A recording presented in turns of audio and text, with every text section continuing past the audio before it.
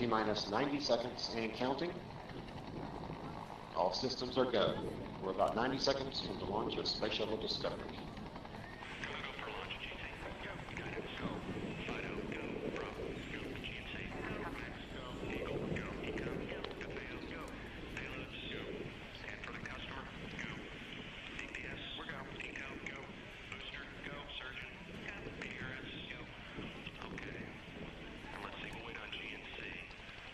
T-minus 60 seconds and counting. We are transferring to orbiter internal power at this time. Discovery is now running off its 3 onboard fuel cells. Coming up on a go for auto sequence start.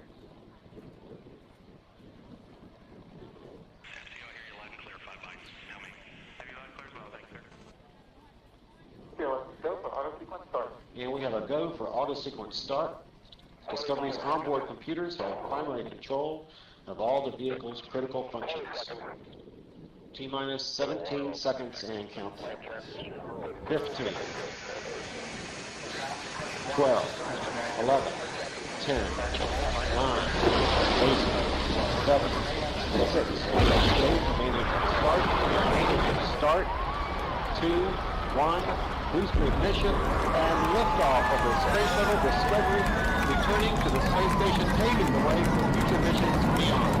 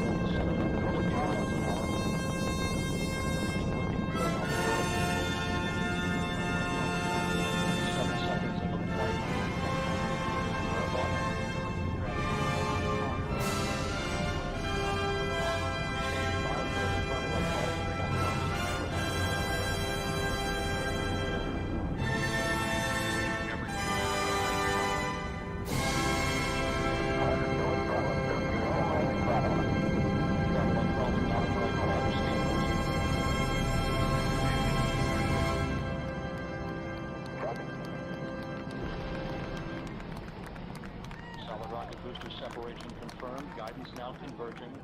Discovery's onboard computers commanding the main engine nozzles to swivel, aiming the shuttle for its precise target in space for main engine cutoff. Should have a good forward link now in S10. Okay, you sound good.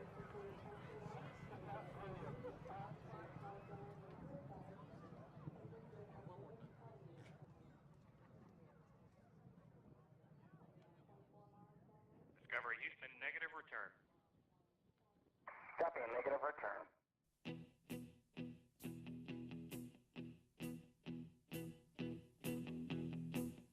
When I wake up, well, I know I'm gonna be the man who wakes up next to you. When I go out, yeah, I know I'm gonna be the man who goes along with you. If I get drunk, well, I know I'm gonna be the man who gets drunk next to you. And if I haver, yeah, I know I'm gonna be the man who's havering to you. But I would walk 500 miles and I would walk 500 more to be the man who walked 1,000 miles to fall down at your door. When I'm working, yes, I know I'm gonna be the man who's working hard for you. And when the money comes in for the work I do, I'll pass almost every penny on to you.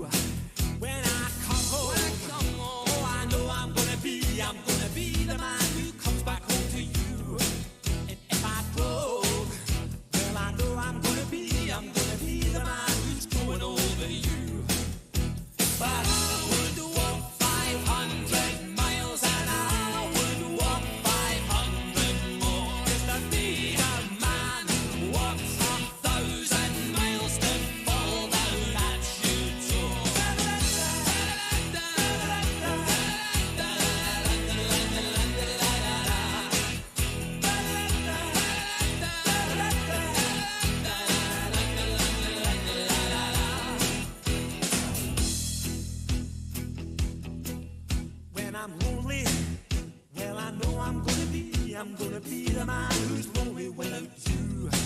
And when I'm dreaming, well, I know I'm gonna dream about the time when I'm with you. When I go out, well, I know I'm gonna be the man who goes along with you. And when I come home, yes, I know I'm gonna be the man who comes back home with you. I'm gonna be the man who's coming home with you.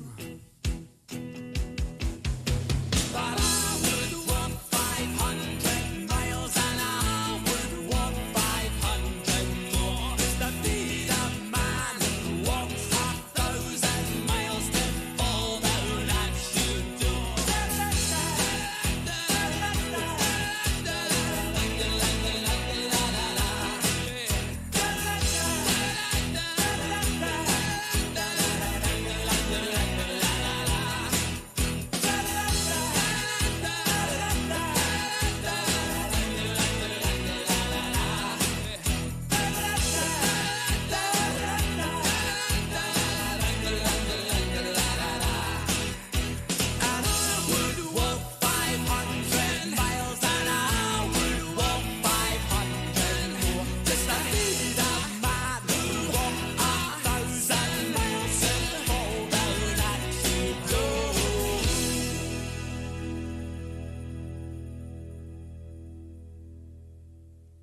Good morning, you filthy apes. Welcome to AMC and ADD, where we buy, we hold, and we screw the hedgies. Screw 'em. Good morning to you guys. Hope you had a great night last night. Looks like we're getting a little bit of rabbit pellets in here. Hope you guys brought your lettuce to feed to the rabbits. Because, man, boy, this is low liquidity. Look at the volume. It's at 11.3 thousand shares having been traded so far this morning. That is so low. Wow. I mean, that's mind-boggling to me to go from, where we've been in the last week to 11,000 shares traded. It's got to be super, super low liquidity. Do remember that when you have low volume, price is easily manipulated both up and down. Doesn't just have to be down. Having said that, let's take a look at some of our numbers. Actually, you know what? No. Let's start off with story time. I never got to finish my story from yesterday. You guys didn't hold me to it. The dumpster diving story. I never told it. I realized I ended the show yesterday. I was like, I never even told the dumpster diving story. So my wife and I don't know if it was just a phase or something that on YouTube where a whole bunch of people were doing dumpster dives, and they were going to like big stores and dumpster diving their trash cans and seeing if they could find treasures, and they would find some pretty cool stuff. One of the places being like GameStop. So my wife was like, that looks like it's kind of fun. I was like, I'd do it with you if you wanted to. So next thing I know, we're over at Walmart picking up some gloves and some other flashlights that we could use for the middle of the night that you could strap onto your head. And sure enough, off we were to go dumpster diving, because who knows what we were going to find in the dumpsters. We didn't find any treasures. I wish we could say that we did, but I have to say we only did it haphazardly and maybe like twice. The problem being is that I still had my Challenger back then. This is a long time ago. I had my Challenger. And so here I am driving up in my Dodge Challenger to trash bins, and we'd hop out of the Dodge Challenger, and it's a very easily made out car. Like, you don't, like, when somebody sees that car, they don't just go like, oh, so if they say the security guard, look for the Honda, which one? You say Dodge Challenger, and they're like, oh yeah, that guy over there, he's the one that's doing it. So we were like, yeah, this isn't gonna work out. So we only did it like once or twice, and we didn't find any treasures or anything like that. But it was fun. It was different, and we being the night owls that we are, we dumpster dived. What was the name of that? Ulta. because she likes makeup and she wanted to see what kind of stuff they were trashing out at Ulta. And then the other one that we hit up was GameStop. We hit those two trash cans, their dumpsters, to see what they had there. I was hoping, I was really, really hoping for one of those uh, life-size posters of something having to do with a game. I thought that would have been really cool. Balakalava says low volume pre-market is usually bullish. It can be. It can be. Yeah. So I mean, we tried it. That's how my wife and I roll. It's like if we see something fun that looks like, heck, why not? We'll do it.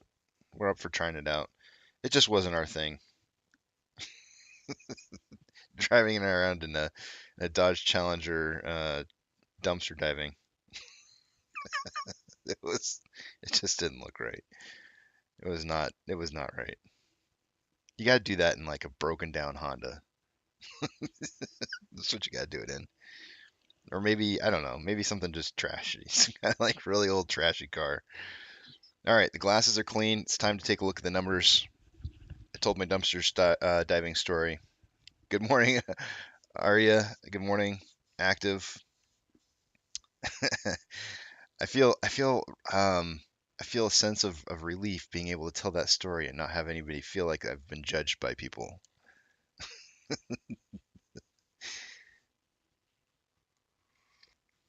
Mm.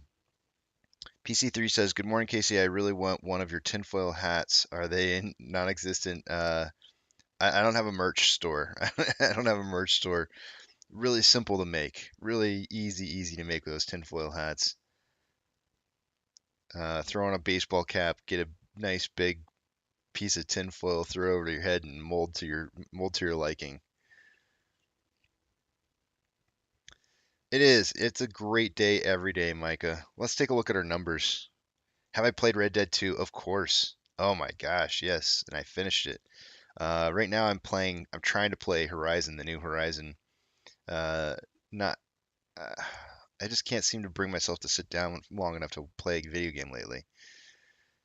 Oh, Adam Aaron has a new tweet. I'll show that real quick before we take a look at our numbers. Nothing apparently cryptic on this one right offhand, but I'm sure somebody will find something. We have another early advanced screening for AMC Invest Connect members in the US on April 13th, which is approximately 8 days from now. At about 200 AMC theaters, Nicolas Cage and Tiffany Haddish, is it Haddish or Haddish? I'm not sure. Probably Haddish. Starring in the action comedy The Unbearable Weight of the Massive Talent. For tickets, he wants you to click on a link. I haven't clicked on it yet. What if it takes you to like some kind of like something else? Let's see what it is. I mean, it says AMC Theater, so it's got to be in their site. Let's see if they have any show times.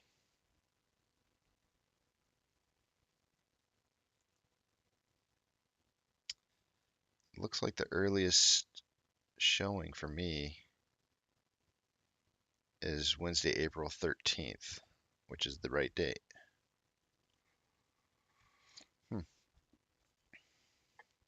Maybe I'll go see that. I don't know. I'll have to ask the wife if she wants to do that.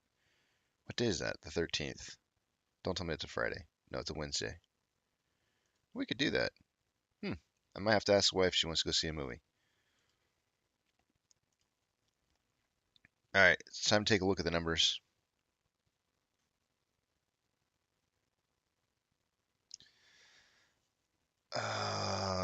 In Red Dead 2 or in Red Dead? So in Red Dead 2, my favorite moment, there was, I don't know why this one stands out in my mind. The cannibalistic couple, I guess maybe the cannibalistic couple was probably one of the most odd um, parts of the whole thing. I was just like, are you serious? What's going on here? What is this? But I remember when I first started playing the game, one other moment that I had was there was a lady on the side of the road. I stopped my horse, got off the horse, and she was in trouble. She needed help, and so I walked up to her and uh, I don't know how or why or what happened, but I pulled the wrong button or I pushed the wrong button and I ended up shooting her. I didn't mean to. I'm like, oh, I'm so sorry. And of course, the minute you shoot somebody in that game, somebody else pops up and goes, I saw that. And I was just like, it just went south. And the worst part about it was right after I killed the bear, the epic bear. I ended up losing my pelt in that whole ordeal. That really pissed me off. But let's take a look at our numbers.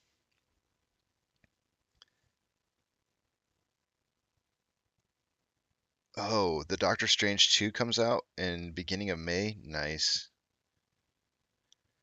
Danny, I never did end up watching Old School yet. We tried to find it on the many different means of watching movies that we have over here, and I couldn't find it. It wasn't for free. I had to pay for it. I was like, I'm not paying for this. I did tell my wife about it. She's like, I don't know if I see it.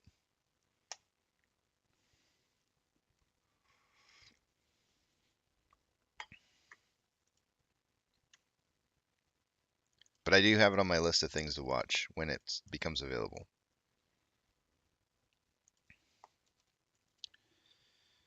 Let's see. Two-factor authentication. You guys have your MOASS checklist all ready to go? Hope you do. If you don't, let me know. I got one for you. Almost logged into Fidelity. Hey, I made a little bit of cash yesterday.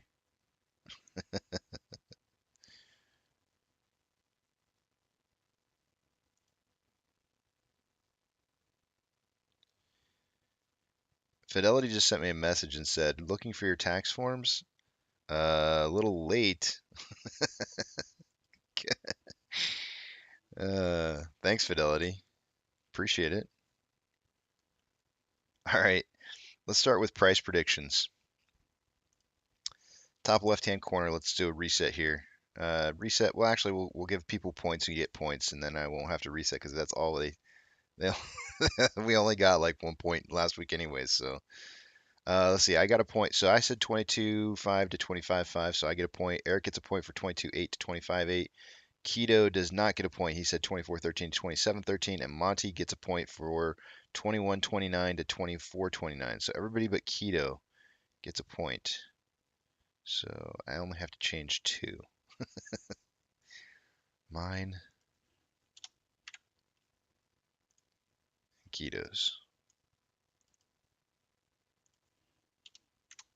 and the miss column. Because dang it, we're not giving that miss column any more points. I can't believe the missed won last week. It's terrible. Absolutely terrible. All right. Short exempt volume yesterday. I believe it was a little bit lower. I looked at it briefly for a second earlier this morning. 140.5.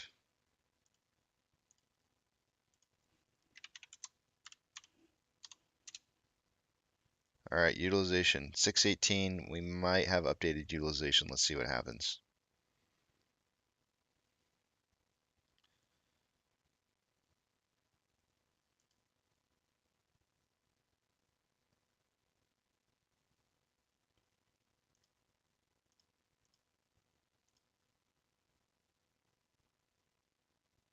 April 4th. Yep, 100% utilization. Day 40. 40 straight trading days of utilization being 100%.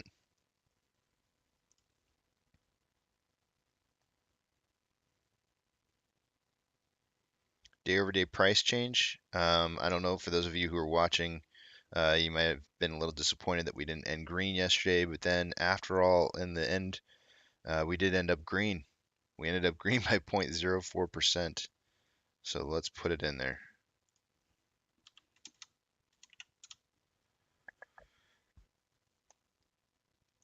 Off exchange. So an hour before market close, we got 54.74 and 11.94. Let's see what the final numbers were. Okay, those actually normally by the end of the day they drop a little bit, but they actually stayed high. At least the off exchange did it, 54.19. So we got almost 3% higher than the 30-day average, and then the CBOE EDGX was at 11.59, which was a little bit lower. Ortex data currently showing estimated current short share interest of the free float at 20.88%. And moving, we don't have cost to borrow numbers yet. And we'll take a deeper look into Ortex data here in just a minute, but let's look at the rest of the data. We're moving to the top right-hand side of the screen. Institutional ownership showing 187.5 million shares. Let's refresh that. Still the same value. And max pain. Yesterday was $22. I'm gonna guess that it's I'm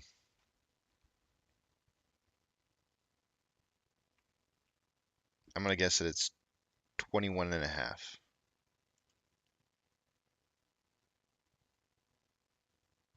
Nope, still 22.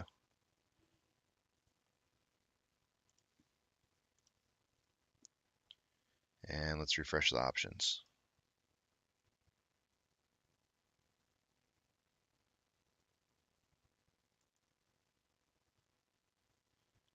Our lottery ticket winners at a $51 strike price. Yesterday there were 7.3 thousand contracts. Today there's 10.8. And the most open interest for call options, I think might be at a $29 strike price. Yep.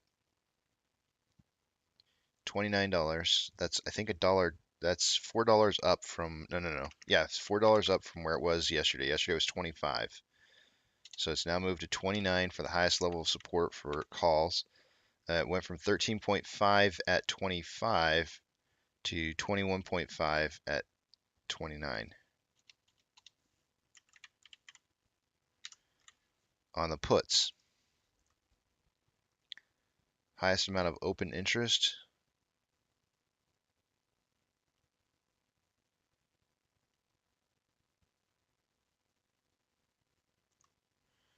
currently at a $20 strike price. That's up from 15. So yesterday at $15 there was 7.3 thousand contracts. Today at 20 there's 7.9. So that, with open interest, the target for the end of the week in price is looking like $24.50. Yeah, the closing, the options are kind of signaling for a $24.50 close by the end of the week. With max pain being at 22, that could lead to some more call options going into the money.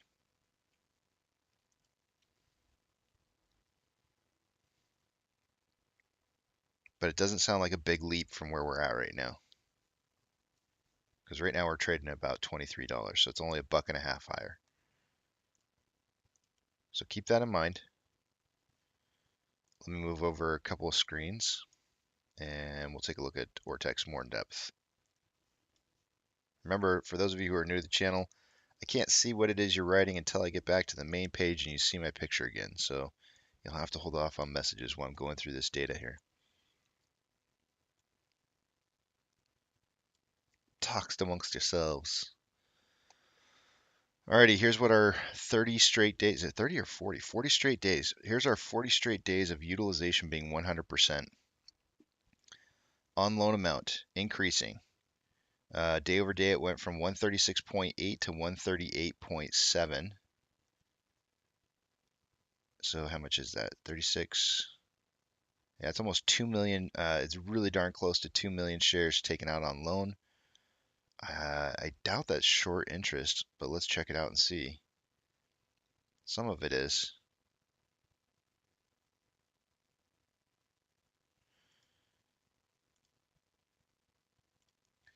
So what kind of effect does 2 million new shares have on loan average age per day? No way. Wow. That number shot up with 2 million new shares having been loaned out. That's insane.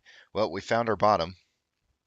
I usually like to see 2 data points beyond the bottom to confirm, but I mean, this shot up so high that it's exceeding what it was or matching what it was prior to the down run. So I don't even think we need another data point. So you start your countdown timers. There's going to be another price increase within the next 15 trading days.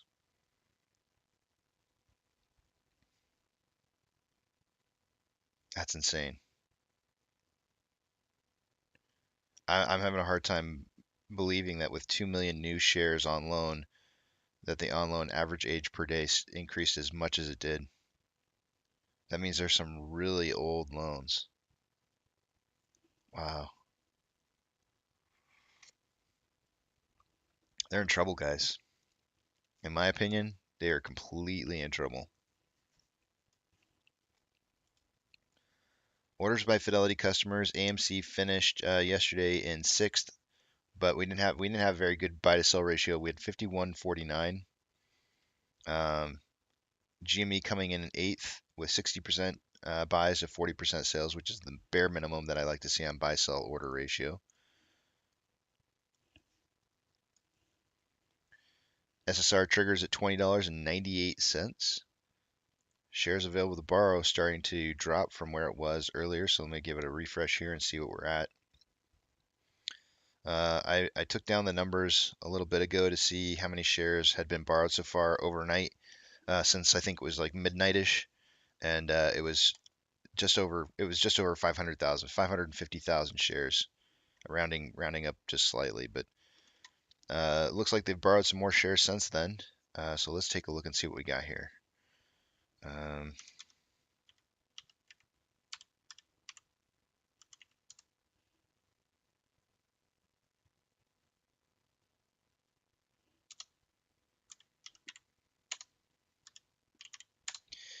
I'm getting 2.8 million shares having been borrowed so far this morning. The fee is back up to 1.7%. 2.8 million. Yesterday it was 3.85 that they borrowed, so today's a little bit lower. Give me 1 second while I update my notes.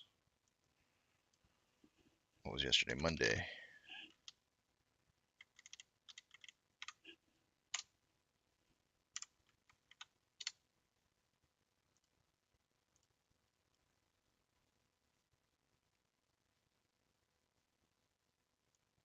One second.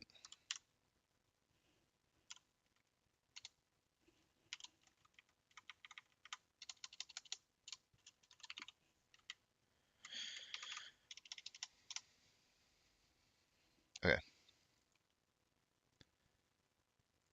Calls, 21.9 thousand contracts are in the money on the calls. 127,000 contracts are out of the money. 69.8 thousand contracts are out of the money on the puts.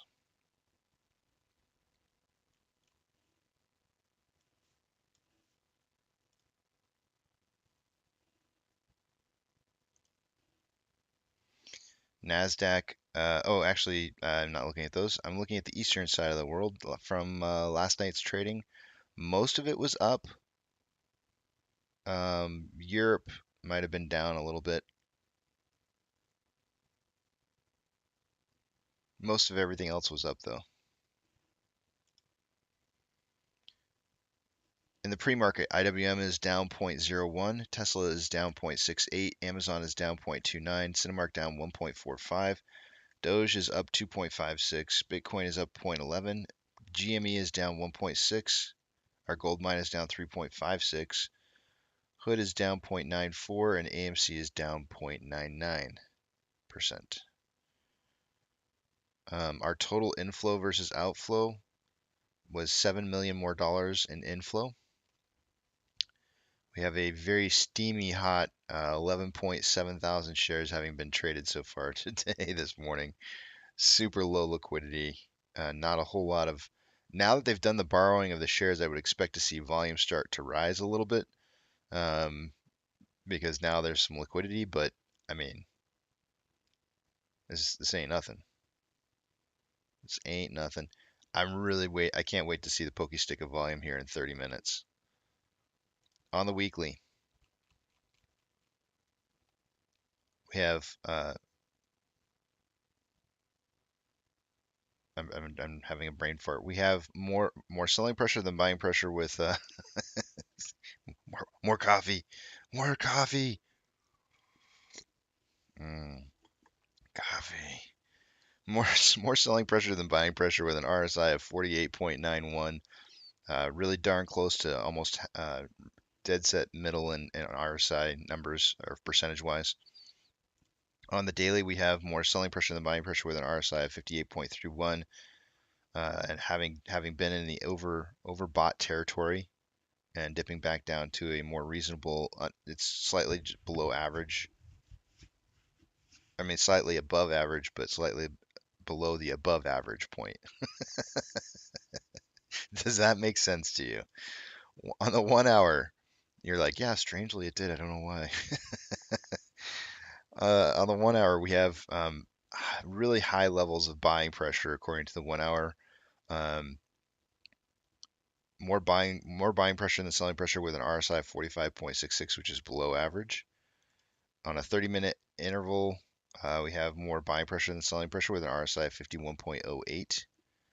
On a 5-minute interval, more buying pressure than selling pressure with an RSI of 61.12.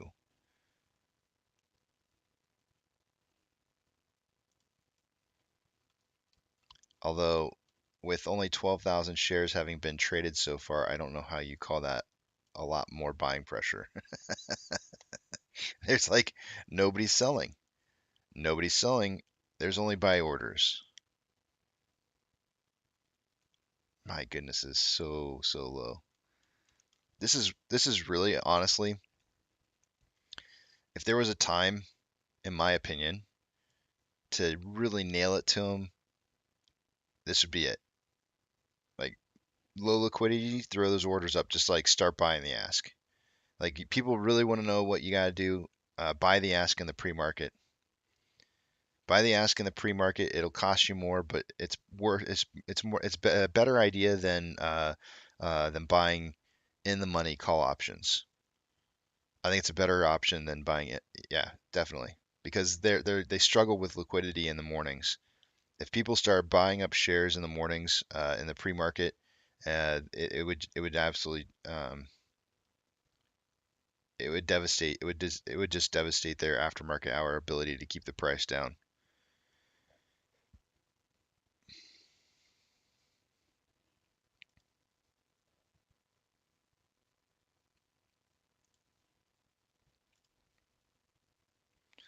And with that, guys, I can see what it is you're writing in now again. Let's see what you guys got going on. Miss Harris, good morning to you. Good to see you. Tim, 2 weeks? 2 weeks. Cutie cut, 2 weeks. Yep, today would be the last day, Joe. 2 to 3 days. So we had the SSR trip on Wednesday last week. Today would be the last day. If it's going to happen, if there's going to be a starting of a rip in price upwards, today would be the last day. I don't say 2 to 3 days, it's 3 or 4 days after. But you're right, though, it's today. Today would be the last day. So it tripped on Wednesday, you got Monday, or you have Thursday, Friday, and then Monday is the third day. So today, it would either have to start ripping yesterday or start ripping today. That's why I said I really didn't feel like they were going to let it rip on Monday. I think today might be the day where you start seeing some upwards price movement.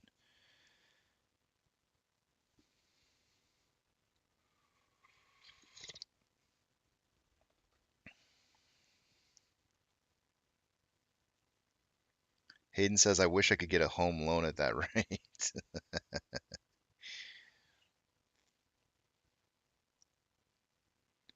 Miss Harris says, be on the lookout for AMC. It's about to rip. Slap that like. No, don't worry about it. Miss Harris, I appreciate the gesture. Did I take you guys over to the other page? I didn't take you back over to the other page. I think I was showing you stuff you didn't even see. It doesn't. people don't have to slap like. You can hit dislike if you want. It doesn't matter to me.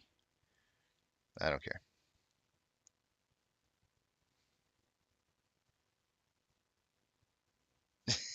But Donkey Kong says no brain farts while trading. Not even brain farts? Oh man, that's rough. Jonathan Grove says shares or calls. It's your choice, man. It's your money. I personally, myself, like in this particular play, I prefer shares. I think it makes you the house. I think buying calls makes you the player. If you can win at options like 80% of the time or better, like, you know, go for it. Go for it. But make sure you're a winner because otherwise you're just bleeding money into the wrong people's hands.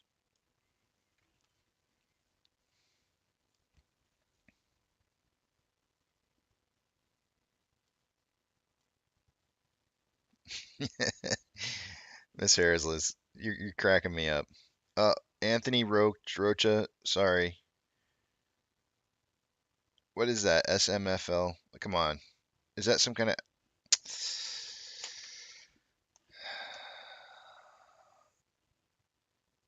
I feel like I'm gonna have to look this up. Hold on one second, guys. Anthony, if you're real, say hi. If you're real, say hi. If you're not real, goodbye. Good morning, Savvy. Don't rip yet without me. Don't wait. Wait. I could just Savvy, I'm like having this picture in my mind of this rocket. Fumes are like just kind of coming out of the bottom like that, so that white smoke that you first start to see just before it starts to take off. Here comes Savvy like, "Wait guys, I got my tickets." They done shut the door and locked it. Wait, here comes Savvy. Shut it down. Abort. That's funny.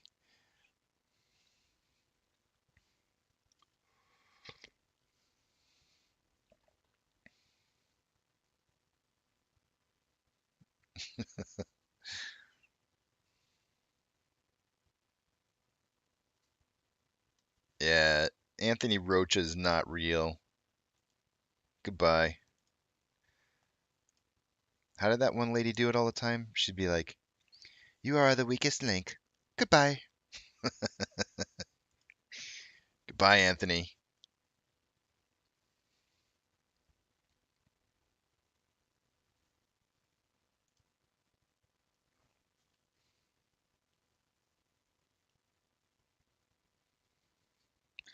Dr. Zeno says Astro's new video lays it all out.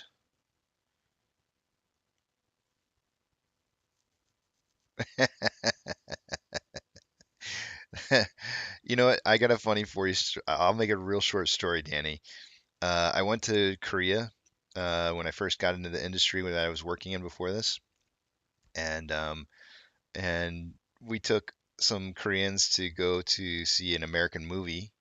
They have I don't know if you've ever been to like a karaoke place where it's like just a small little room where everybody kind of watches everybody sing in a small room. It's like a private room for karaoke. Well, they have that over there for movies, so it's like just big enough to seat like maybe like 4 or 5 friends in a room. And then we rented Dumb and Dumber to show to show those South Koreans how sophisticated we really were here in the United States.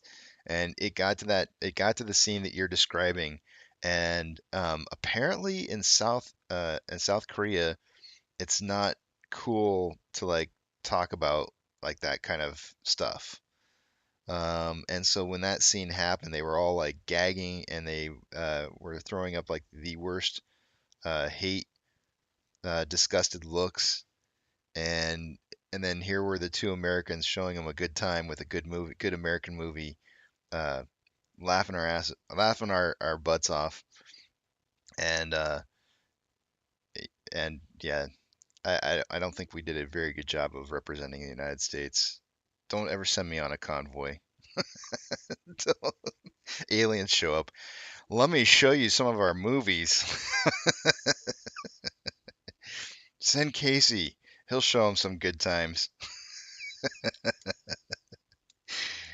Oh man, I'm telling you, they did not like. They thought that humor, potty humor, is not acceptable over there.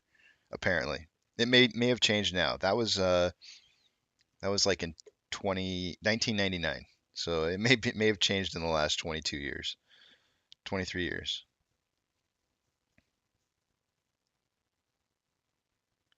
The shills were out on Bigum's last video. I'm a real boy.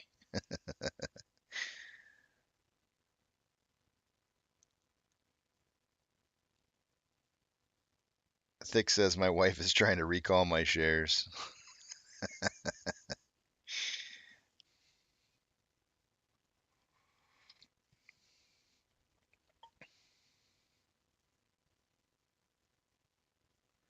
Danny says America is known for its potty humor. I mean, I really do feel like that's the case. And at the time in 1999, Dumb and Dumber was I think it was kind of a current movie at the time. Let me see. I don't remember how old it was at that time. Let's see.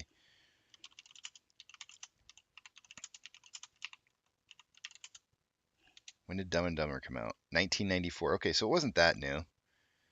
Man, I didn't realize that came out the same year I graduated high school. Wow, I just suddenly felt really super old. That's not cool. Who just turned on the time machine? Dang.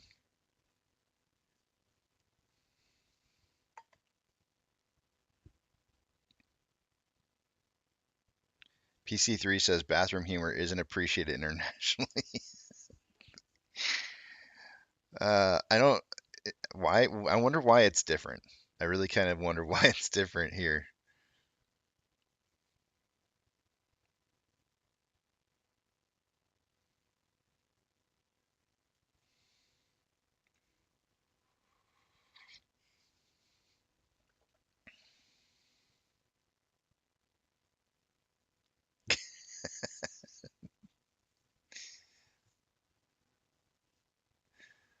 You guys are too funny. All right, so Adam Aaron posted.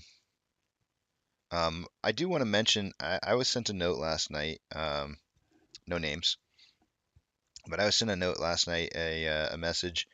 Oh, I wanted to share this to you, Miss Harris. You'll like this. I think you'll like this. I thought this was so cool. I was like, we were driving. I posted this on Twitter. We were driving down the road. I was taking my daughter to the soccer practice, and we're driving down the road, and it's not a great picture, um, but like we're driving down the road, and there's just kind of like this like cloudy haze everywhere except for this one spot, and it just happened to be this like sunbeam like breaking through right there at that one spot, and I looked over at my daughter and I said, I think there's a pot of gold around here somewhere. We gotta go find it. But yeah, it was pretty cool. I haven't seen anything like that in quite a long time. It was just in that one spot. It's pretty neat looking. Here in Texas, we have some really unique clouds. I really like the clouds here. They're really cool.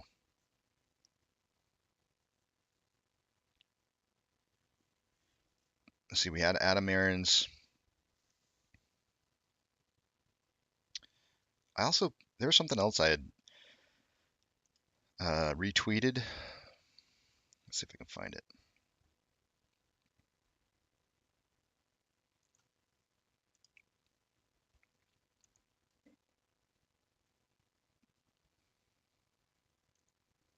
Oh yeah, here we go. Check this out. So Gasparino posted teaching the AMC apes simple financial concepts takes perseverance. Right. So let's go to his. So he links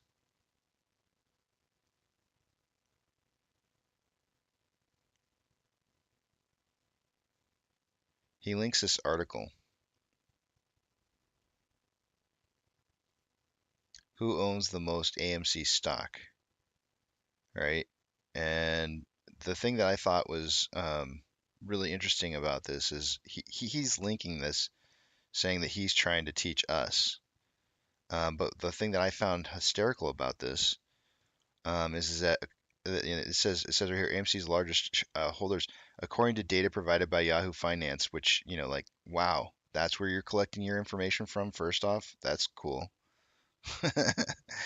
AMC has a float of 513 million shares. Of the total, about 74% is owned by the public, 25% of 25% institutions, and 0.3% by insiders, directors, company officers, and those with access to company information before it becomes public. Now, here's the part that I thought was super interesting. Gasparino's agreeing with this article and posting it for everybody to see. But does that mean he's officially stating that we do own the entire float? Because that's what it sure looks like he's saying. I don't think I've ever heard him admit to the fact that we own the entire float. Because when you add these numbers up, 74, 25, and this 0.3, that's owning the float. I mean, it's not 100%, but it's darn close. 99.3. 99.3. So Gasparino is literally admitting to the fact that we own the float. I'm like, in my tweet, I said something along the lines of, wow, Gasparino admits that the float is entirely owned. Didn't think I'd see the day. Maybe I should read beyond that point. I did end up reading some of the rest, not all of the rest of the article, but I did start reading more of the article. But man, I didn't think I'd ever see that. I didn't think I would ever see Gasparino admit to the float being owned.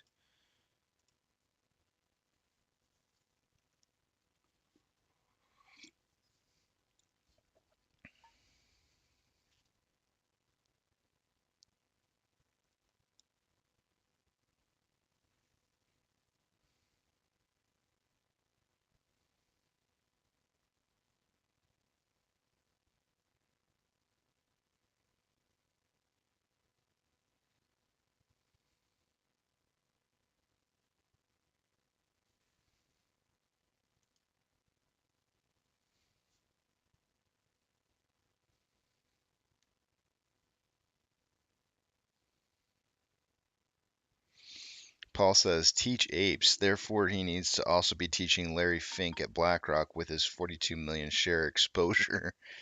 Yeah.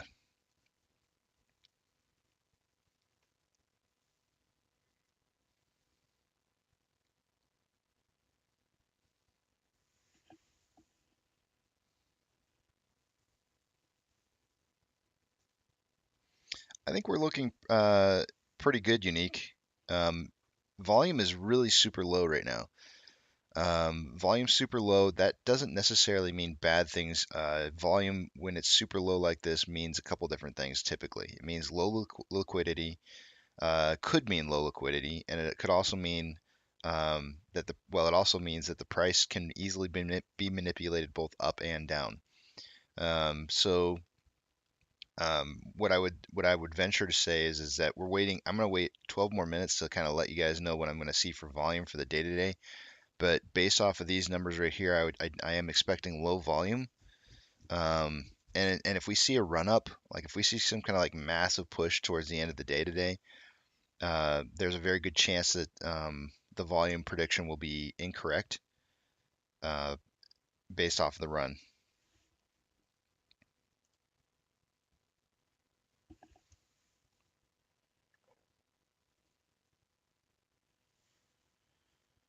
Remtech, that is plutonium is really a thing. That's crazy.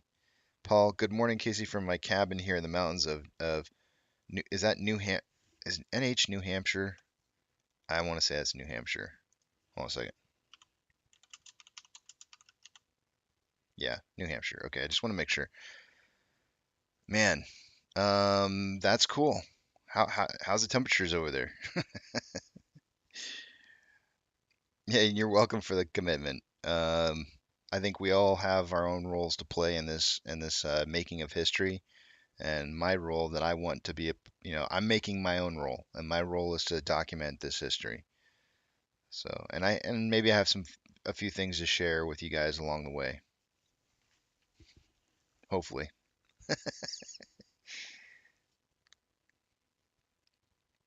But having a cabin in New Hampshire sounds fun. I'm not sure why, but it sounds fun.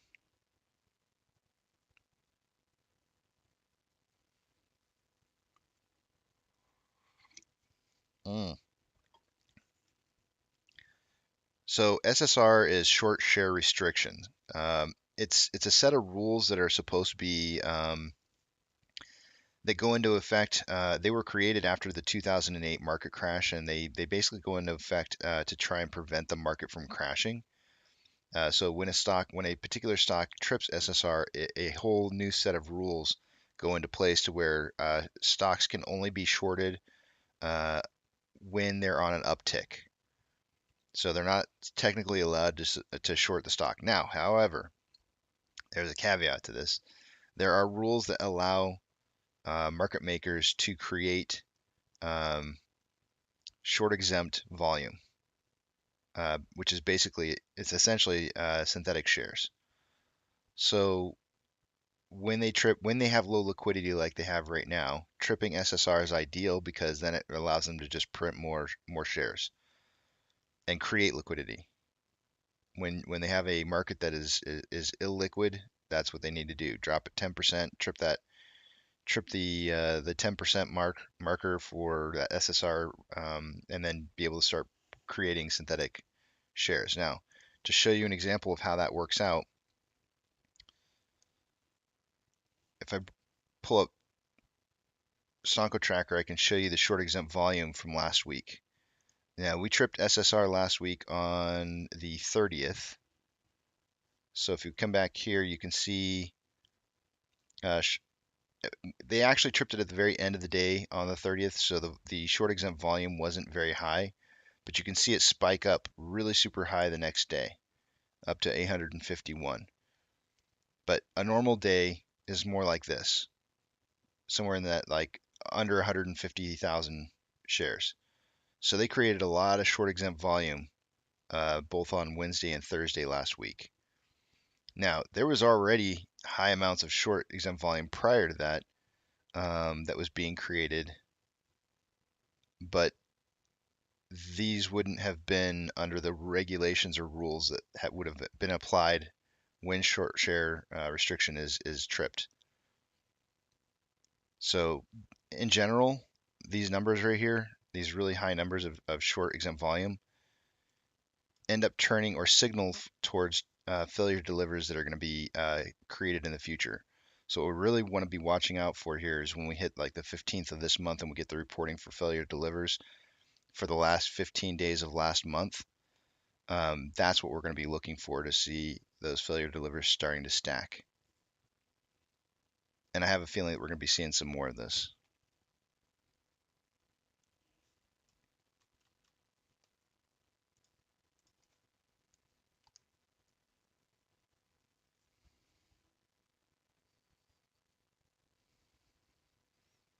New Hampshire does sound cold, and I like cold. So Remtac saying pokey stick of volume 9 minutes. I got 7 minutes, but that's just because I'm reading your comment late. Anthony Rocha, you're out. Come on, man. Like, we don't allow that here. Like, just randomly throwing out other stocks like that.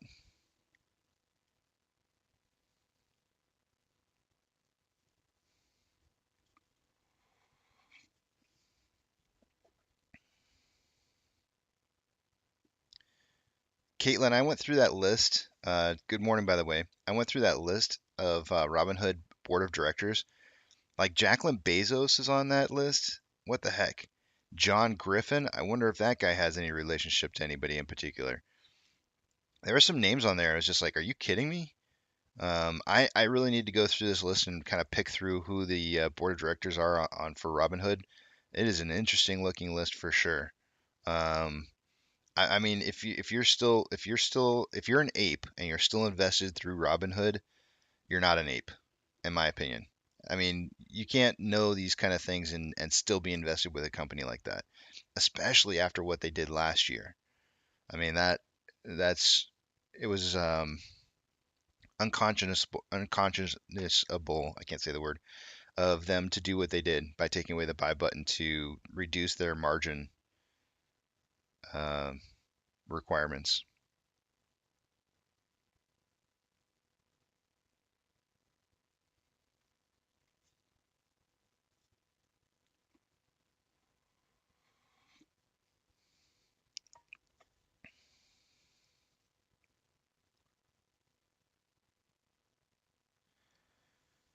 Yes, Miss Harris, I do plan on live streaming during the squeeze. I'm not going anywhere. Um, when I exit my position, I will probably still live stream for maybe about 2 days after, but not much longer after that, unless something crazy happens and I'm completely wrong and made a mistake. And I'll own up to it.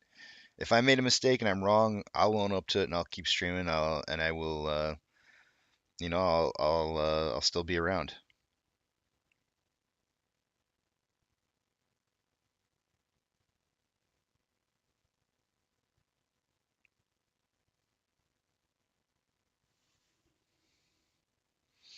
KCR synthetics meant to be used for buying as well in case of some. I think it's just used to fulfill orders for when they have an excess of buy orders that are occurring, NOSA, and they don't have any shares to fill those orders, then they create the synthetics and then fill the orders because they have to fill them at some point.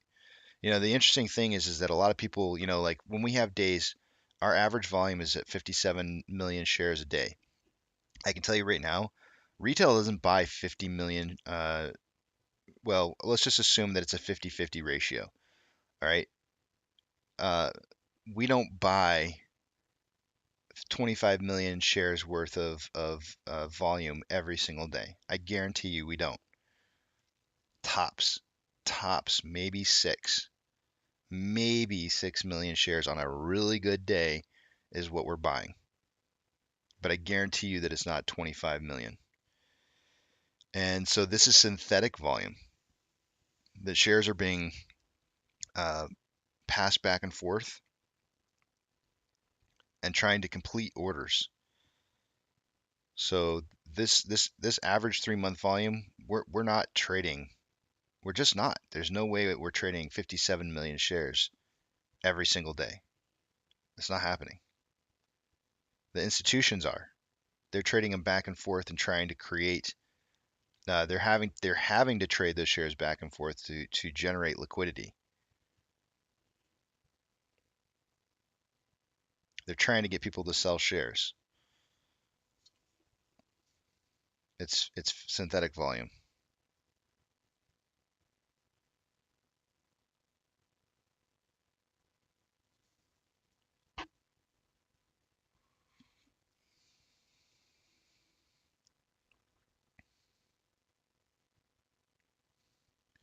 Thick says, "Ooh, snaps! It all makes sense now. Wife's maiden name is Griffin, and I have no money. Mind officially blown." Oh man. Paul says, "I am still skiing, snow on the ground. My stream is flowing through the property. There is more wildlife than people here uh, near Mount Washington and no state cap gains tax. Man, if my wife liked cold weather more, I would definitely be moving someplace like that." All right, guys, we got 1 minute till pokey stick of volume here. We got 18,000 shares going into this minute. Normally, the pokey stick of volume does about double the amount of volume. This is so low volume. Like this is gonna knock your socks off, guys. A lot of people want to try to tell you that the 7 o'clock pokey stick of volume is settlement of shares that occurred on orders from the previous day that are being closed when the banks first open up in the morning. If that's the case, then you tell me how our pokey stick of volume is going to come probably pretty darn close to matching the volume that we have so far this morning. My guess is it's going to be a little bit higher. We could end up seeing like maybe 30,000 shares having been. Let's see. It'll probably say something like 30,000. It'll probably be. It might be over. It might be under. We'll see. Yeah, there it is. 46,000 shares. How is that possible? With the kind of volume that we had yesterday, there's no way that it would have been a lot higher. The number would have been much higher. Oh, what was our total volume? Like 50 million shares yesterday? Yeah. This is insane amounts of volume for this pokey stick, guys. I think this is bullish. Man, that's a lot.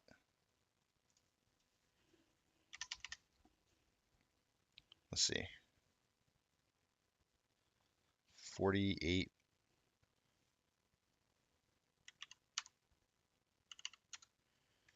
We had 18,000 shares going into that minute. Our pokey stick of volume, is that right? 40, 48. Wow. So the pokey stick of volume was 2.5 times, more than 2.5 times, but 2.5 times larger in volume than our entire pre-market volume so far. That's pretty massive. But I have to stick to my guns and give the usual volume prediction based off of our total volume off of that minute. So having seen that, I can't go higher than 15 to 35 million shares traded for the day.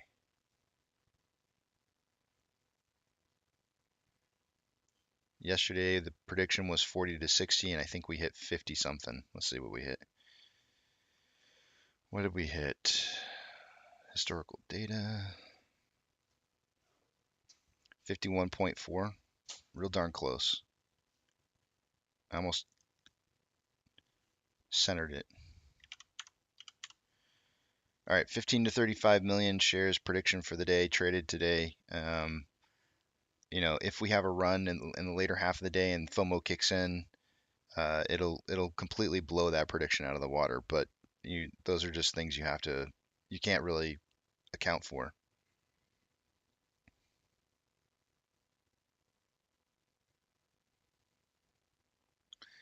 TYY says, or Ty says, will YouTube allow you and all others to live stream during the squeeze is the question. They may not, and that's why I have a Twitch account, and I also have other, I have Discord, I have other means in which I can comment to you guys. Yeah, Wendy, I have a checklist, a MOASS checklist. If you really want a MOASS checklist, let me post it up here. I want you guys to be ready, and I want you to consider all possibilities. You have a once in a lifetime chance here at making life-changing money. It's best to be ready for it. For some of you guys, it might be a lot of reading that you don't care for, and if that's the case, then just skip down to the actual checklist portion of it. But that is the list right there. And actually, I'm gonna pin that to the top here in just a minute.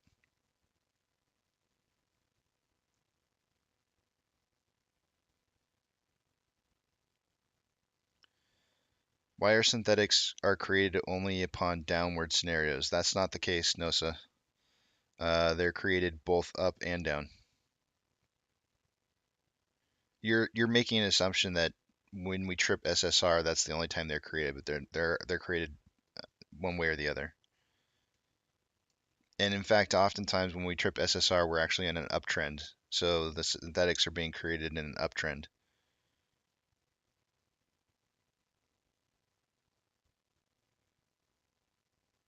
And so I would actually counter that with is the exact opposite is probably more true than anything. More synthetics are created when there's more volume, which means that and more volume typically means more price discovery. So usually synthetics are more highly created when there's excess amount of illiquidity or liquidity that's needed to be created, so those are created to fulfill the need for the liquidity.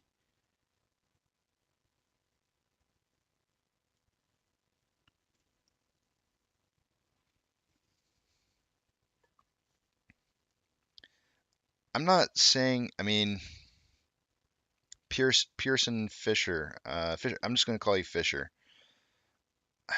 I don't want to make those kind of comments, Fisher, because it would be not wise of me to make those kind of comments. I'm just saying that I think that a lot of buying pressure in general in the pre-market or after hours would generate more price discovery.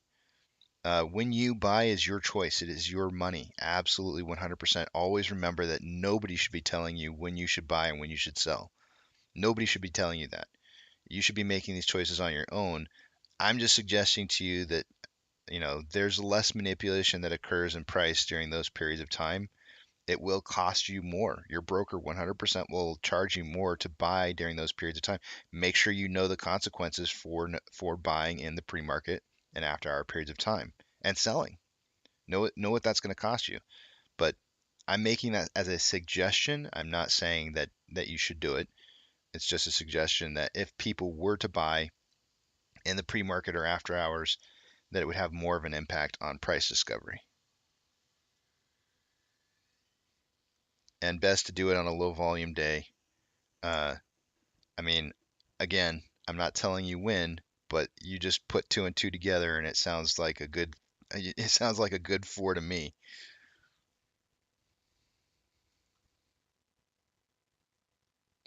I missed end of the day, but they got priced just under 23.30. That was your mark, Casey. Yesterday, my price prediction was 22.5 to 25.5. So my actual mark would have been 24. Wait, no, is that right? 22 and a half, 23 and a half. Yeah, 24. I was centering off of 24 and it closed like 50 cents lower than that. Oh, no, 80 cents lower. But I did hit my price prediction with the $3 range though. Volume I nailed almost perfectly because I predicted volume to be between 40 and 60 million, and we ended up hitting 51.5, so it was almost dead center.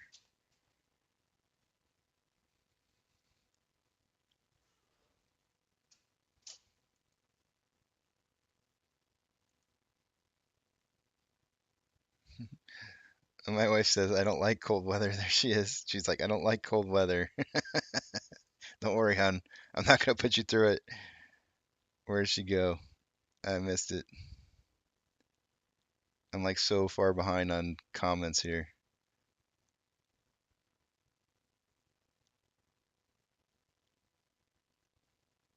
Son of a gun. Where did it go?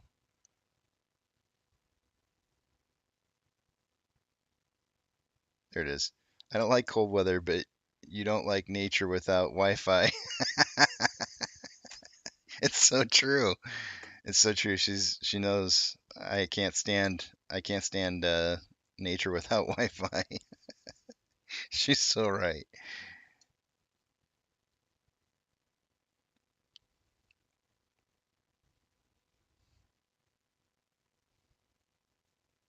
I'm trying to read through your guys' stuff here real quick.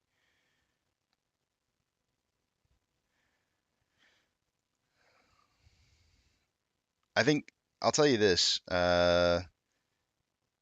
MFG, this mother effing guy. How do you guys feel about buying $23 call options expire end of May? Like I think if you're having to ask that question, then you shouldn't be playing options. That's what I think. You know what I'm saying? You're asking a question that you shouldn't like if you're playing in the options, if you're a derivatives kind of guy and you have to ask questions like that, then you shouldn't be playing it because you're probably giving your money away. Options plays are not for people who have to ask questions. Option plays are for people who know exactly what's going on in the market and they're very confident about their positions. Quite literally, you should not be playing in the options at all if you have to ask those kind of questions.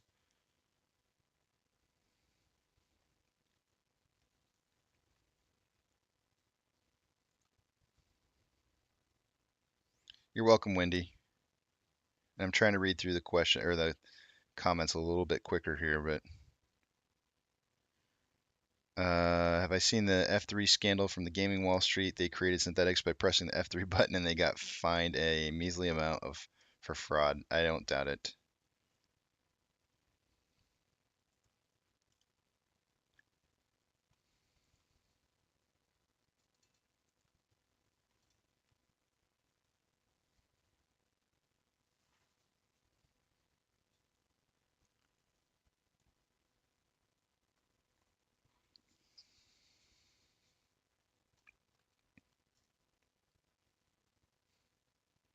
Miss Harris, don't worry about it.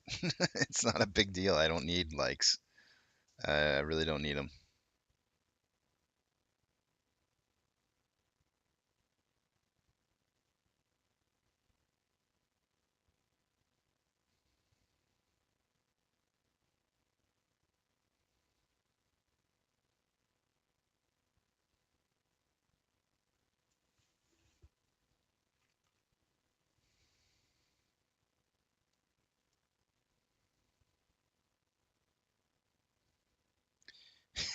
Remtech sounds good, man.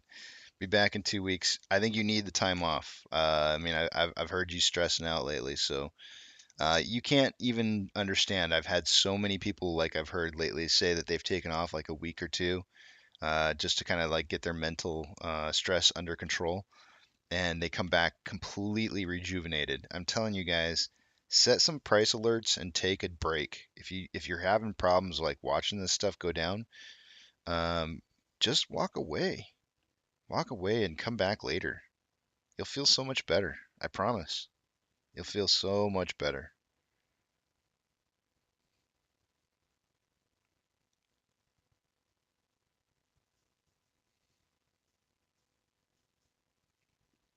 Caitlin says one board member for Robinhood is a lady who was working with Malcolm X back in the day. Now she runs the Child Defense Fund, which was investigated for child trafficking and Harvey Weinstein in jail.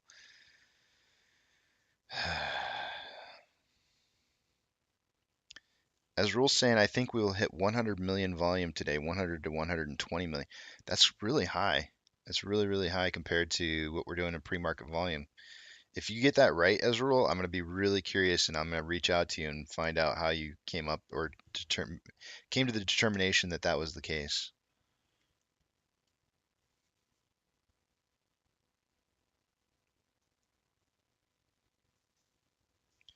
I'm good. I'm good. You're feeling better, MTAC. But I'm not kidding though. I would really like to see you just take a week off. Take a week off and come back and see how you feel after having a week off.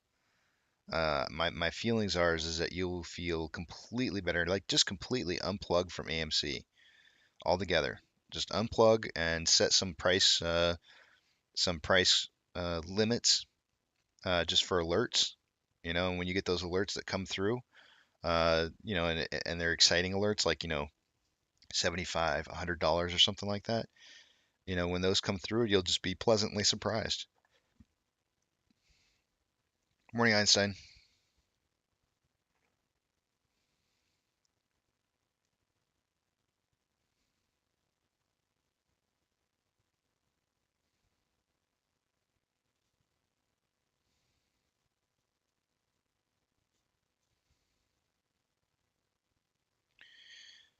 Paula says, "Good morning. Is this turnaround Tuesday?" No, it's Taco Tuesday. I wonder if my wife is bringing tacos. She can hear me talking right now. She's probably like, "Yes, I am." We have a little Mexican restaurant that's just around the corner from us that has some really delicious tacos. They serve ooh, I'm starting to drool just thinking about it. They serve oh, I'm trying to think of the name of it now. El Pastor. El Pastor tacos with cilantro, onions, and um, I always tell them to take the pineapple out. I don't want any pineapple in it. I'm good without pineapple. Pineapple on pizza is okay for me, but pineapple in my tacos, I'll pass. So no pineapple, but just and then they have this mocaete. They call it mocaete sauce, and it is so delicious. Oh my gosh, guys! If you're ever over in this area of Austin, you got to get yourself some.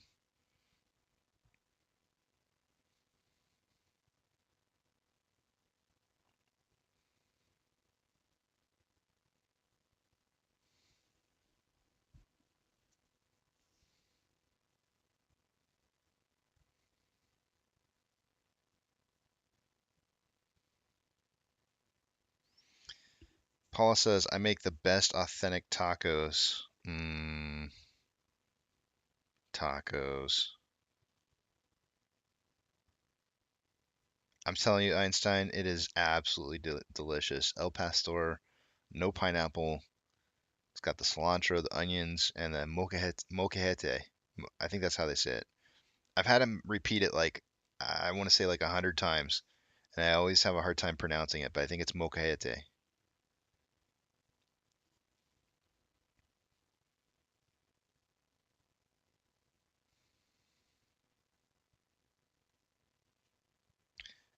Wendy, do it.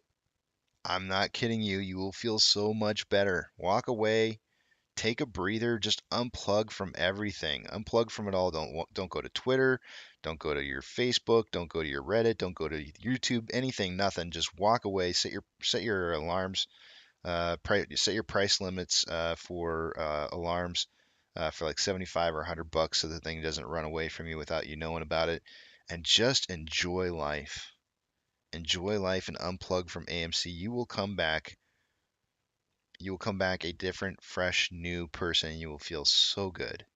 You will feel great. I promise. It's going to make you feel better. You don't have to put yourself through this day in and day out of watching the price. You're not invested in a cryptocurrency. You're invested in a long-term savings account that's going to make you exponential amounts of money. You don't have to watch it on a daily basis.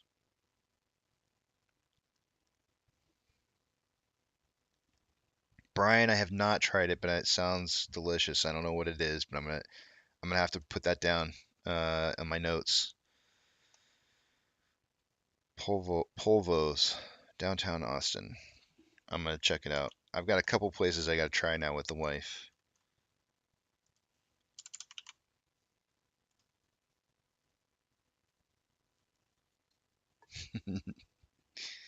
Al Pastor.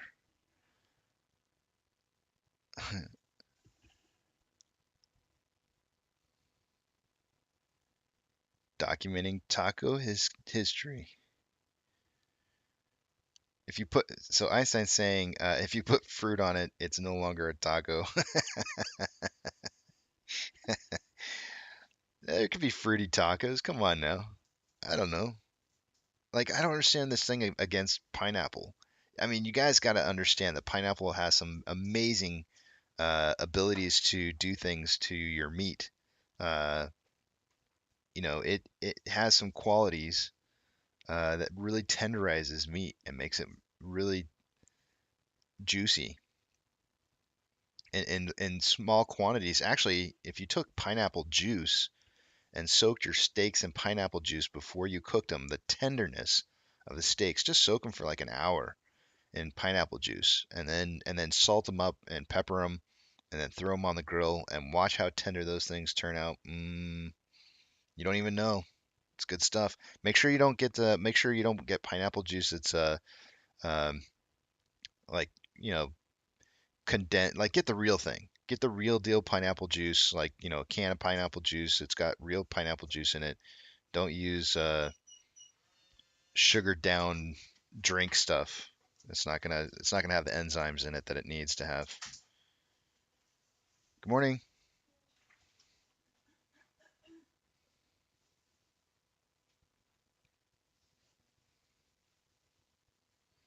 Mediocre trader, how's it going? Good to see you.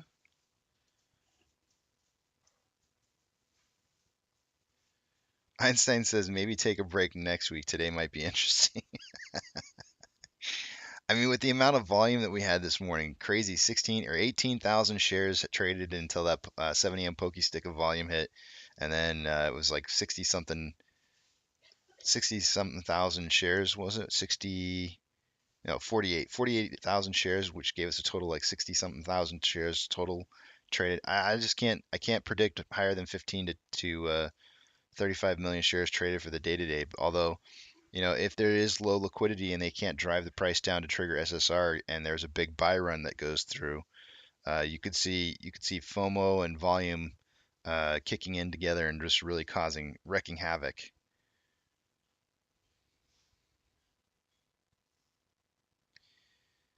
Yeah, Paula, you got to live life. This thing won't happen so quick that you can't, you know, get back to normalcy in time to be able to make a put in a position.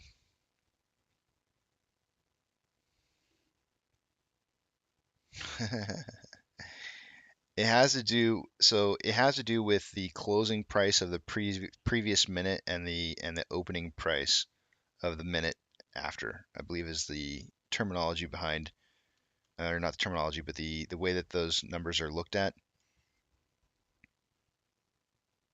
So let's see, the closing on this was 23.17 and the low on this was 23.19. So why is it red? That is weird.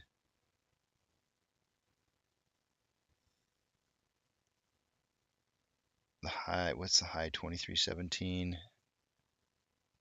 They're not even touching in any way, and yet this one's still red, minute over minute. I got to go back and look at my notes. There is a reason for that, and I forget what it is off the top of my head. Let me just make sure I'm on candle. That's a very good question on this one. This one I can potentially understand with from this minute to this minute right here. You have the closing price on this one 23.20 and the opening price on this one 23.22, but then the low on this is 23.20, which is underneath, or it's actually the same exact value. The low on this is 23.20 and this is the closing is 23.20, so that could be part of the reason why this second one is red. But why this first one is red, I don't know. So let me I gotta pull up the candle. So this is one of my second weakest point. Options and then candlestick analysis is like some of my worst.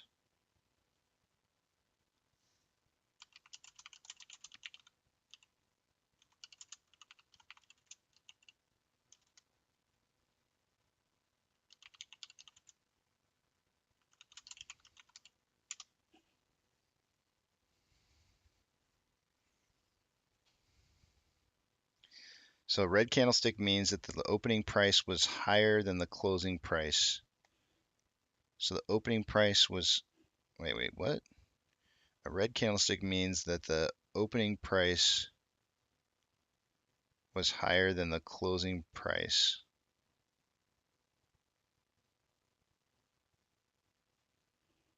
Oh, that's within the own candlestick. That's right.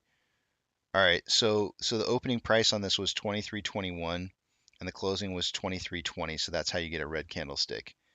So this is, you can have reds going upwards if the closing price on this is lower inside the candlestick than when it opened. So the opening price of this minute right here was 23.21, the closing 23.20, so you get a red candlestick. This one is 23, the opening of this one is 23.22 and the closing was 23.21, so red. So it all determines based off of the current minute, not the one prior. So it's, oh, yep, she's talking tacos in the background. Tacos. So it's all based off of the current minute, not based off of the previous minute. And it has to do with closing price and opening price.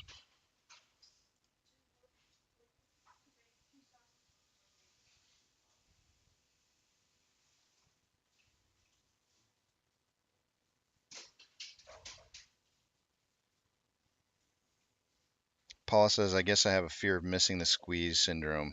I mean, I think a lot of people do. I think a lot of people think that it's going to happen like so fast that if you're not like keeping a watch on it minute by minute, that you're going to miss out, and that's not the case.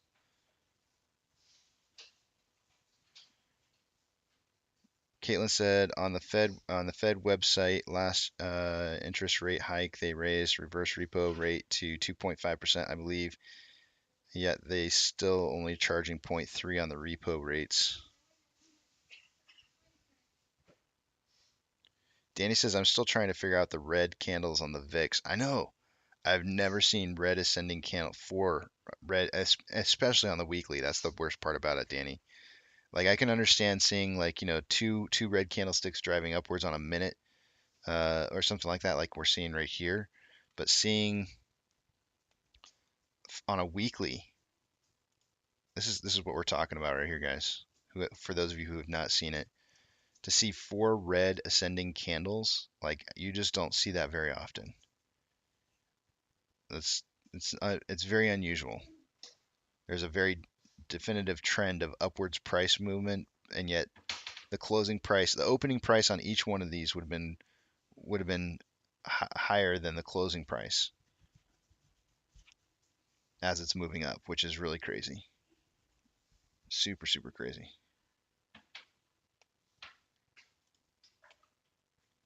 Oops.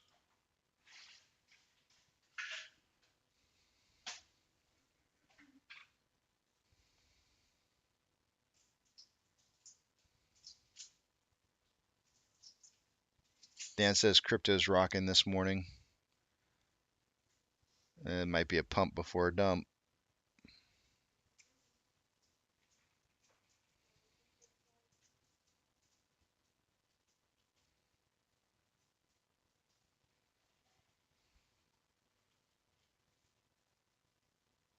Screw the hedgies.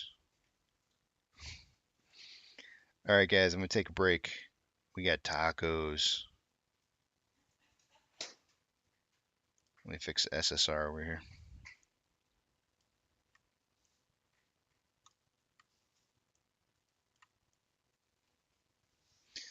$20.98 is SSR for the day. I need to fix that really quick here on the screen.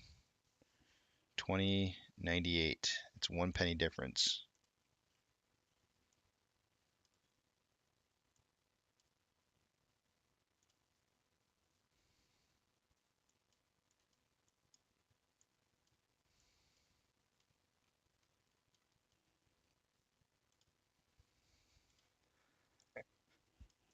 The great thing is, guys,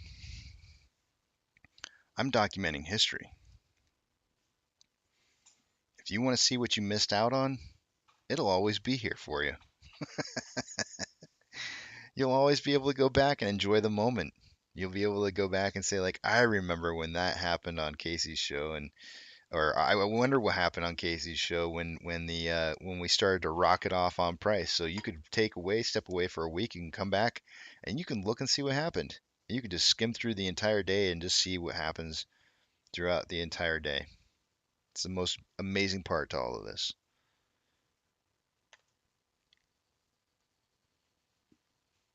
You have the entire day to look at, all in a stream.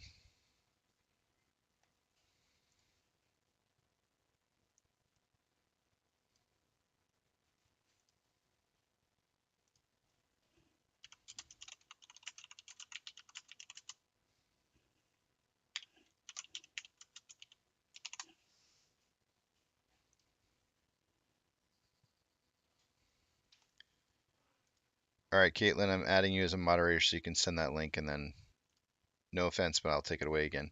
We've had a few mishaps before where people got silenced and removed and stuff, so.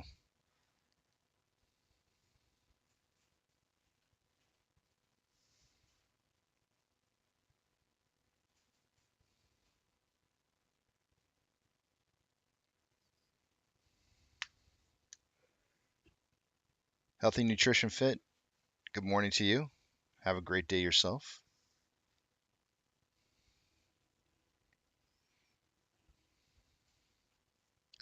I'll give Caitlin just a minute here, and then I'm going to head to break.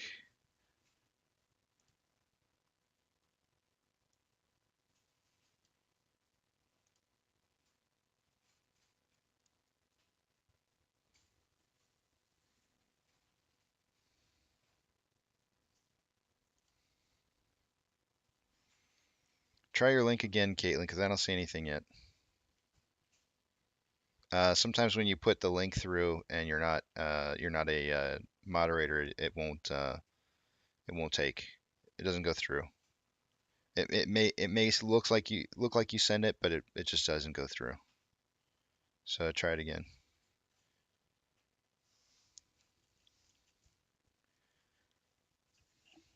You're quite welcome, Healthy.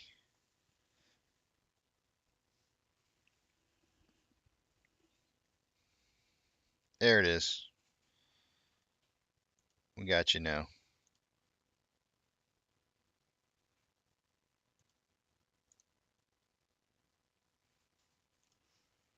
Let's see what you got here.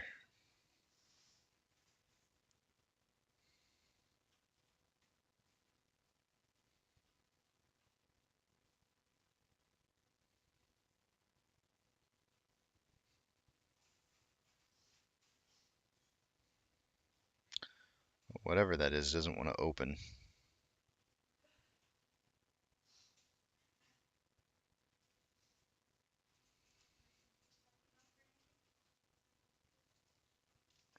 Yeah, it's loading real slow for me too.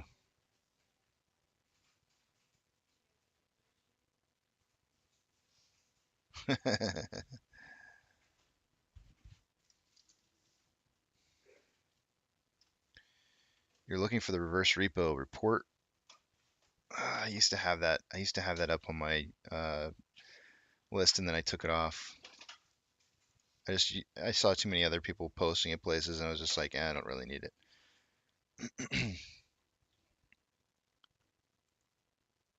Yeah, so it just loaded up for me now, and I'm looking at it here.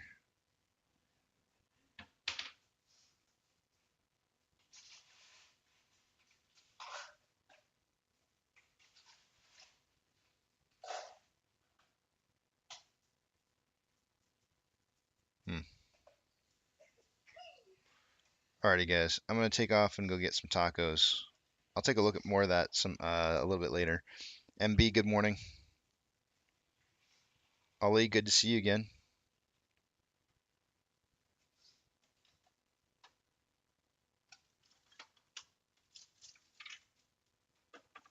Good morning, Hanzo. All right, I'll see you guys in a little bit. I'm gonna head to break here, and I'll see you 15 minutes before market open.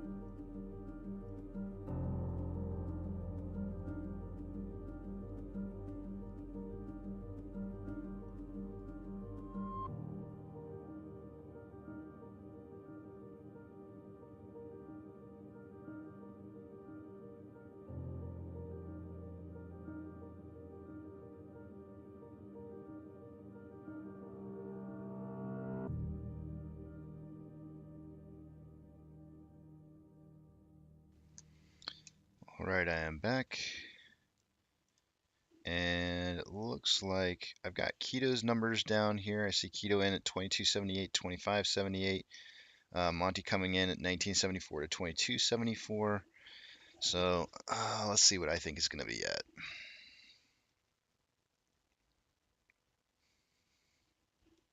So I took out the extended hours. I kind of drew out a bit of a bullish triangle, poorly drawn.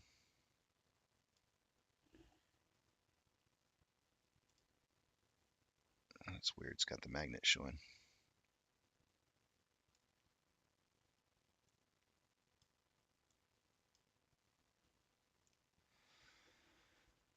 So we've got at least 3 touch points here at 2355.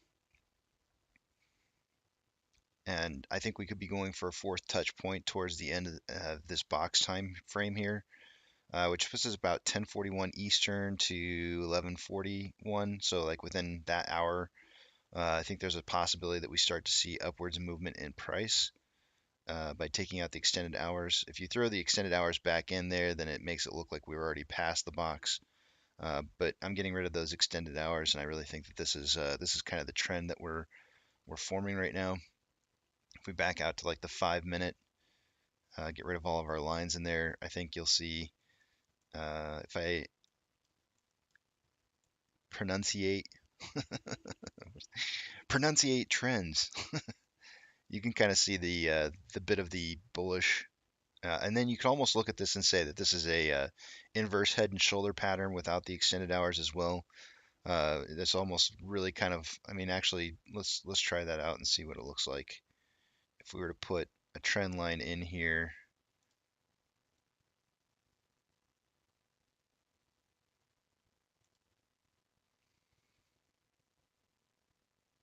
I mean, it's messy, but it does kind of look like an inverted head and shoulders possibility. So if we're going to be breaking out of that other side of it, it would probably be later on this morning. We could see the run go as high as like maybe $24 or $25 range. So if we were to do that this morning, I'm going to say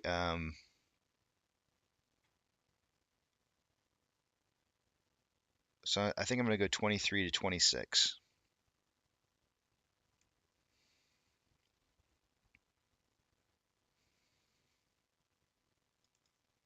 One, two, consolidate. Yeah, right about 24, I think is. Do I get risky? I'm going to go 20. I feel like I'm going to go 23.50 to 26.50. Just to make sure I have a little bit of extra room on the top side. Yep, I'm going to do that. Price prediction for the day today, 23.50 to 26.50.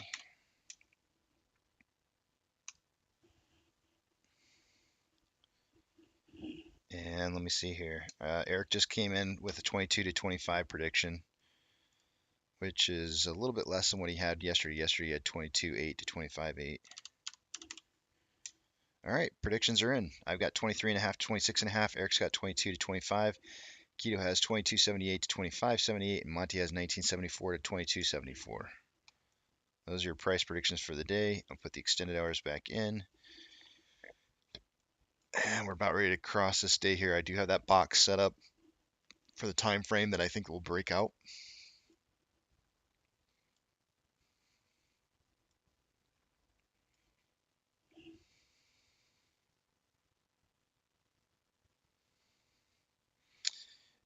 Coffee loaded up, the Casey Shaw pulled up, and getting ready to watch liftoff in this beautiful morning, everyone.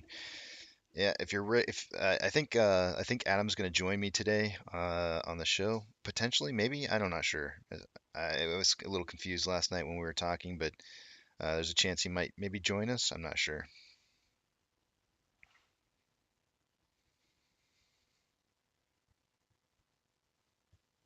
NC Proud Dad, read the committee memorandum and it will give you a description of what it is going to cover. Okay, I didn't see what you wrote up top, NC Proud Dad, but let me take a look at it.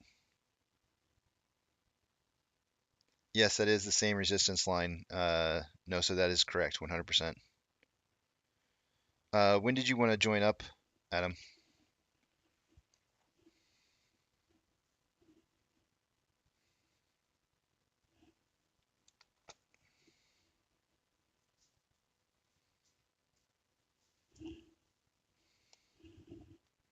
Caitlin's saying just flip the chart at the bottom, they being the center. So I mean, there's two different things showing there, right? On this 5 minute interval right here, if I get rid of a lot of this noise, we have what appears to be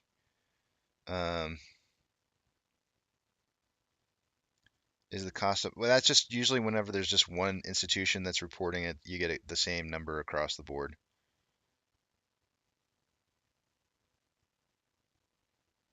If you want to come on right now, you're more than welcome to. Just let me know. So it looks to me like we might have a little bit of a head and shoulder pattern, inverted head and shoulder pattern here, but you could also have a much larger inverted head and shoulder pattern forming. Like if this price moves up, bumps up here, and consolidates somewhere in here, we could have like a double inverse head and shoulder pattern kind of forming. In which case that would kind of bump us up to the next range, which could be into the 30s.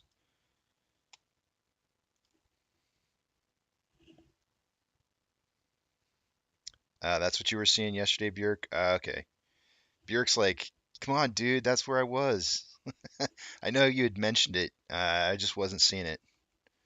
I wasn't seeing it, so I apologize. I do give Björk credit. He did see something yesterday with an inverted head and shoulders, and I just wasn't seeing it.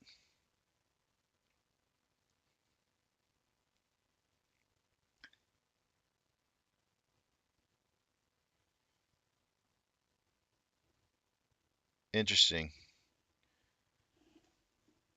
We'll have to check that out and see if that's the case. AP, if you're listening, just join up on our normal um,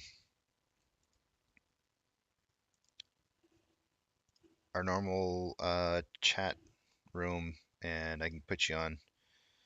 We'll get your voice on here, maybe even your screen too.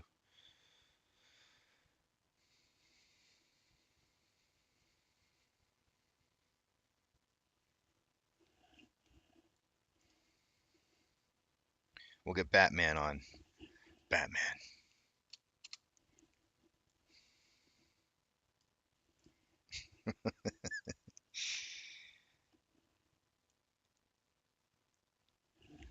Let's see, we got about a couple more minutes here before market open.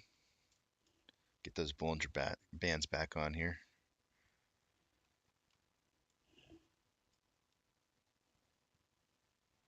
It's about time for liftoff, sir. Oh, wait. Hold on. Say that again? I said it's about time for liftoff. Nobody's going to be able to hear you. All right, now try. Hey, good morning, everyone. There you go. It's about time for liftoff. So, unfortunately, if I can get you to mute your mic in about 30 seconds, because you will be live with the music, I can't mute you. You Yeah, show up. It's muted. Okay. So when you mute, we'll play the intro. So I won't be able to talk to you while the intro is playing. Technical difficulties. So like people like to say, no farting while trading.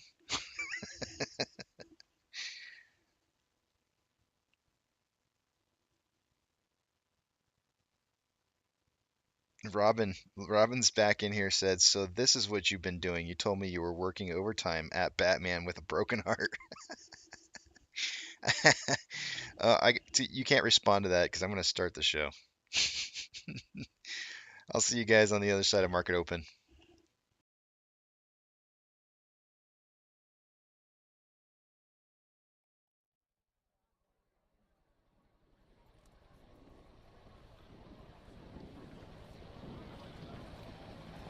T-minus 90 seconds and counting. All systems are go. We're about 90 seconds from the launch of Space Shuttle Discovery.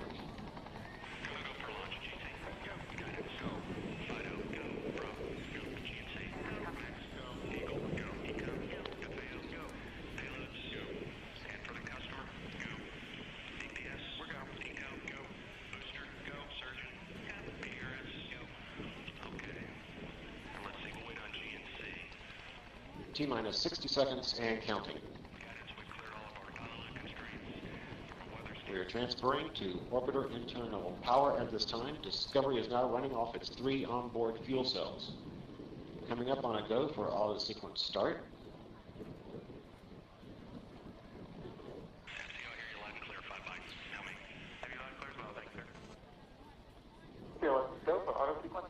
And we have a go for auto sequence start. Discovery's onboard computers have primary control of all the vehicle's critical functions. T-minus 17 seconds and counting. 15, 12, 11, 10, 9, 8, 7, 6, start, 2, 1, booster ignition, and liftoff of the Space Shuttle Discovery, returning to the space station, paving the way for future missions beyond.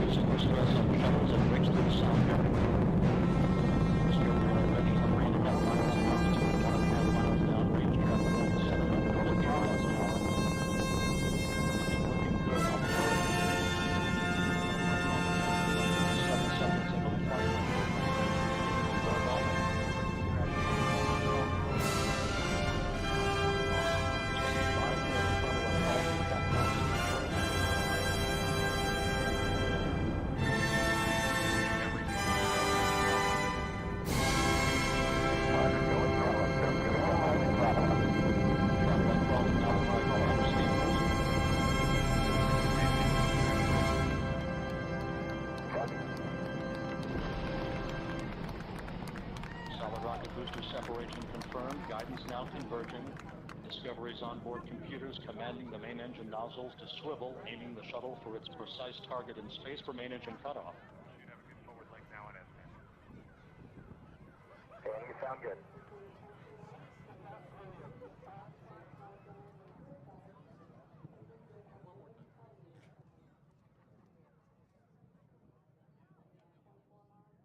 Discovery Houston, negative return. Copy, a negative return.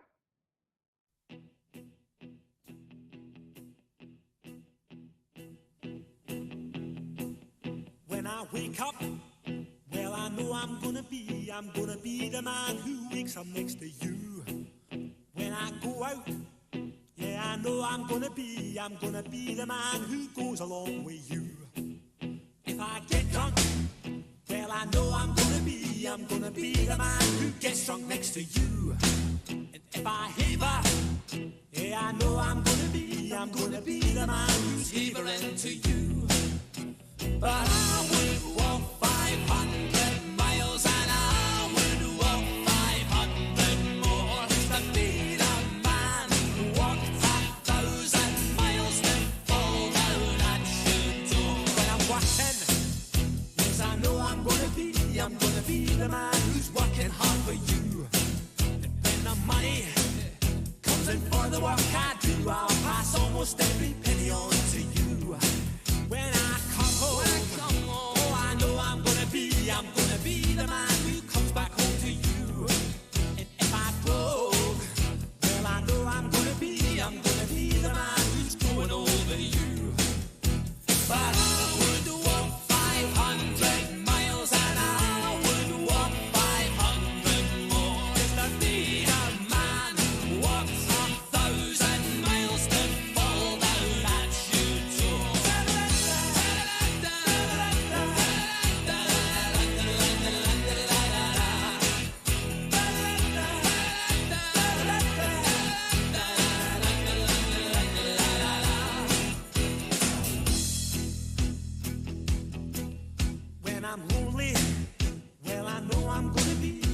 gonna be the man who's lonely without you.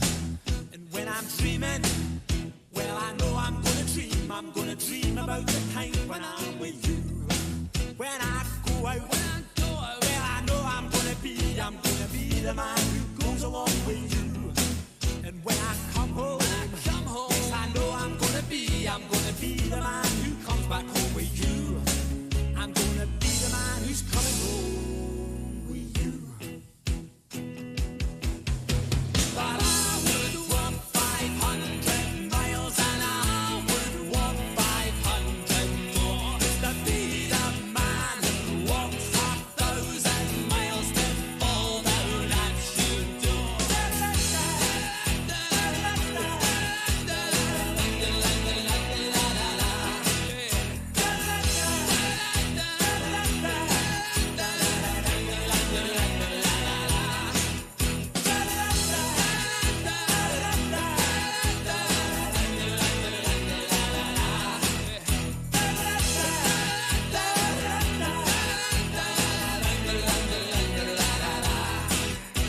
I would walk 500 miles and I would walk 500 more just to be the man who walked 1,000 miles and fall down at your door.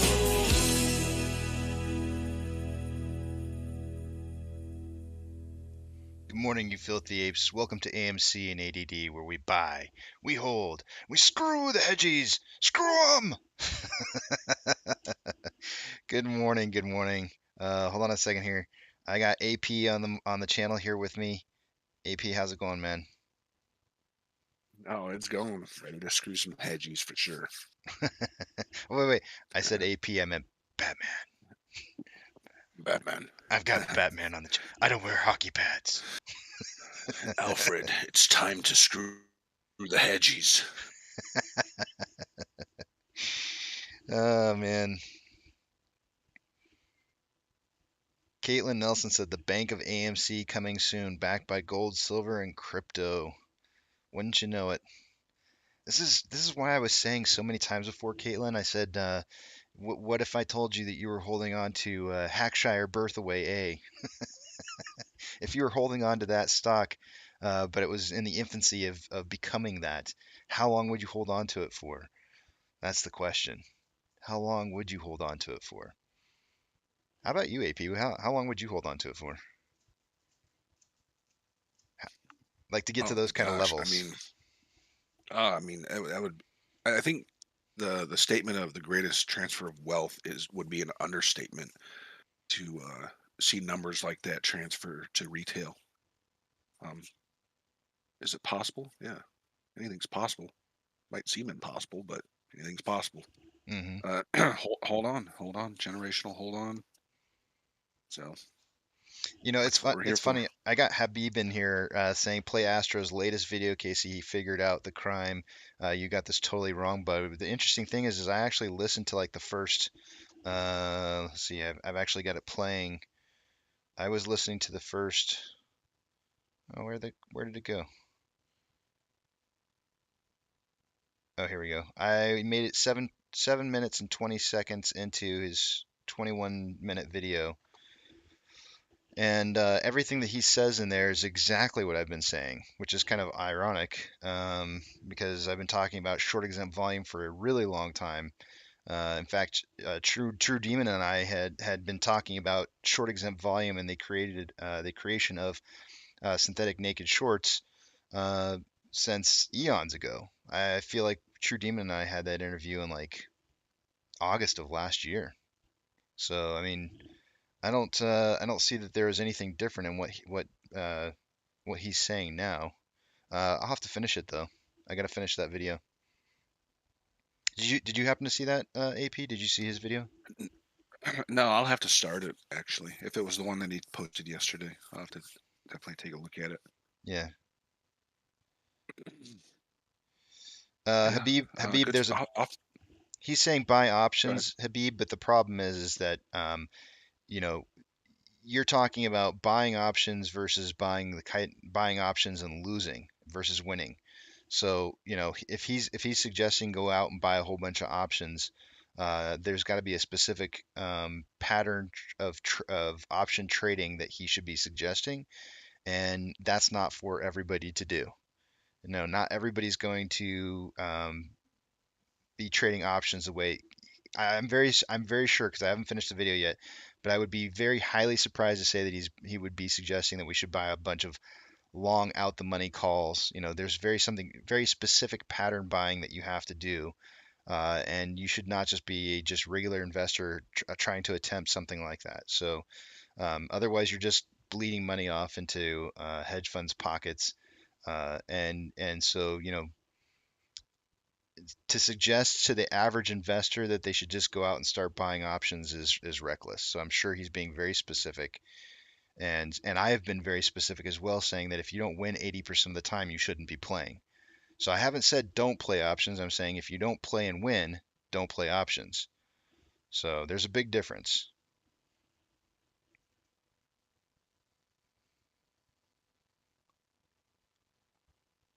Right. See, that's what I'm talking about, Habib, is that not everybody's playing options correctly. And so that's the inherent problem here, is to tell everybody that they should go out and play options, a specific, just go out and play options, is the wrong thing to do. That's not going to help our situation. It's going to make it worse. To suggest that they should all go out and buy $1 options that are above max pain is not the correct thing to do either. It's way more in depth than just buying $1 above max pain. Thick says, riddle me this, Batman. I glisten in the light, but my hands are made of stone. Batman? Where'd it go? Alfred. The answer is Riddle me Alfred? this. Oh. No. Alfred, I believe that his diamond hands. His diamonds made of stone? Diamonds. He's got a Joker card in there. I'll watch his. I'm gonna finish this video, Habib. Unfortunately, I didn't have full enough time on my break to watch it all. I only got through the first 7 minutes, so I'll watch the rest. But yeah, I mean, like, really, in all honesty, like, buying options is only going to be effective if you know what you're doing. Otherwise, all you're doing is just bleeding money into the pockets of the wrong people. So I think it's irresponsible to suggest that people should just go out and start playing options because it's going to help move the price up if they're not doing it correctly. I'm pretty sure that nobody's going to hold anybody's hand through the whole process. So that would be a very irresponsible thing to do. And the part that you're saying, Habib, is that your brain is small. Casey just watches video, tells me that what you're saying is you don't fully understand what he's saying to do. He's just saying play options, so you should go play options. I had somebody come in earlier this morning and said and asked a question. Said, I'm looking at $25 strike. Let me see if I can find it. They said something about here it is right here. How do you guys feel about $23 call options to expire the end of May? If you have to come into a chat room and ask everybody what you should be doing in playing options, you shouldn't be playing. Like, stop wasting your money. Like, there's no reason. Agree. Yeah, like, you should not be coming into an internet chat room to ask everybody your opinion about your hard-earned money and where you should be investing it, because it should be very apparent where your money should be going if you don't know the answer. And it's not in options. That's not the way to go. Not unless you know what you're doing.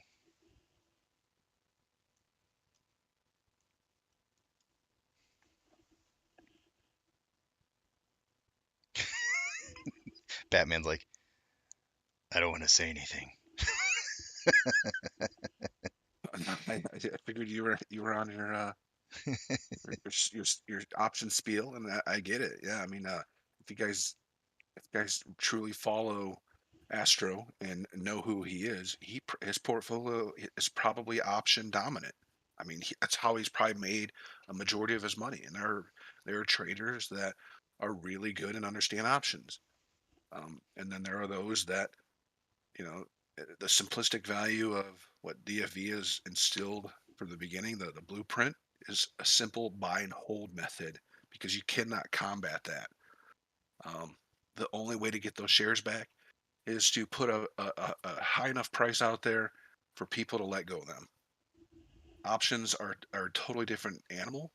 Yes, they are needed in order to. I don't want to say they aren't. They are needed because if you look at like crypto you can't trade options. At least as far as I know, I don't know of any platforms to where you can do options.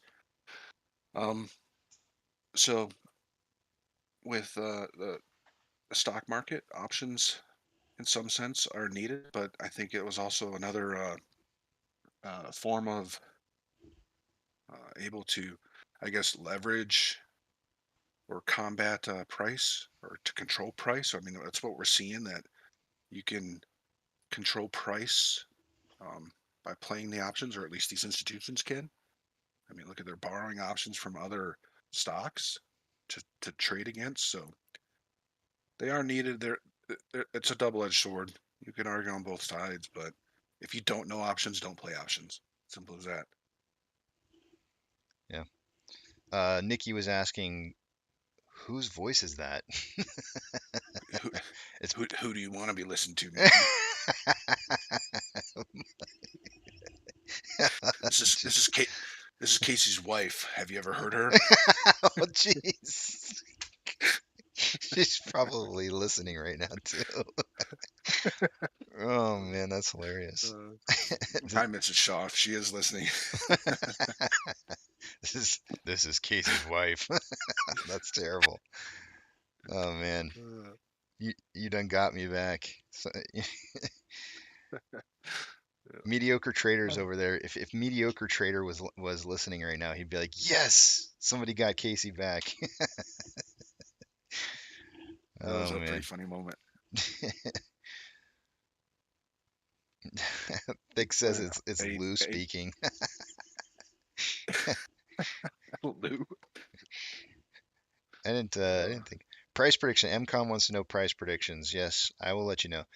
I've got 23.5 to 26.5. Eric has 22 to 25. Keto has 22.78 to 25.78, and Monty has 19.74 to 22.74. One of these days, Adam, if there becomes a spot open for somebody to price predict, I think I might have to throw you in there. Uh, If you okay. ever wanted to be a part, if you ever wanted to be a part of it, but it does require, every single day giving a price prediction, which does can become monotonous after a while for some people. Yeah, no, I mean, uh, yeah, I'm all for that. Absolutely. I'm going to I'll be, share my screen on the. I'm going to share a screen with you so that you can see what's being said in the chat room, just because I don't know if you're seeing it or not. That one. yeah, I'm reading some of them. Say good morning to Duncan and everyone else, obviously. Thick Flair. Bjork says your voice is so low that it pushes the Amy's price down. How low can you go? I thought the ladies liked a deeper voice. Oh man, I'm not even gonna touch that. Red Dog says if you don't understand words like gamma, theta, delta, and implied volatility, then don't buy options. There's more than that even. Red Dog. There's the whole, what do they call it, the Greeks. And I know that that's just some of them, but that's not even all the Greeks. There's more. There's more Greeks to options than just gamma, theta, delta. Um, there's so much more. Maggie says, Casey, are you gonna punch him like Will Smith? That was an open. First off, Maggie, that was an open-handed slap. I got in a fight one time with a kid in middle school, and I hit him in the face, and I have really pronounced knuckles on my fist, like I mean like super pronounced, and when I hit him in the face, it like sliced open his face, like he got a cut underneath his eye when I hit him, And all the rest of the kids said that I slapped and it was my nails that cut them. I had a completely closed fist, and it was like one of the only fights that I think I ever really kind of got into like a actual hitting competition with another person. And yeah, like I got made fun of forever for slapping him, even though I hit him with a closed fist. You ever get in any fights when you were growing up? All the time. Really? I did. I mean, when you're Batman, you do get in a lot of fights. Um, no, yeah, actually, I have gotten in a few fights. Um, I've never been a fighter. I hate fighting. I absolutely hate it with a passion. I try to avoid fights at all costs, but there was a couple times growing up where there's just nothing you can do except for stand your ground. yeah, yeah, for sure. I'm more of a defensive tactic type fighter. Um, that's just kind of how I am.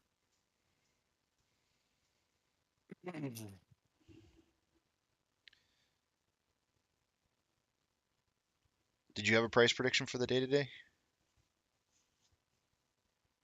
Um, yeah, I was thinking between uh, 22 and 25. If I had to,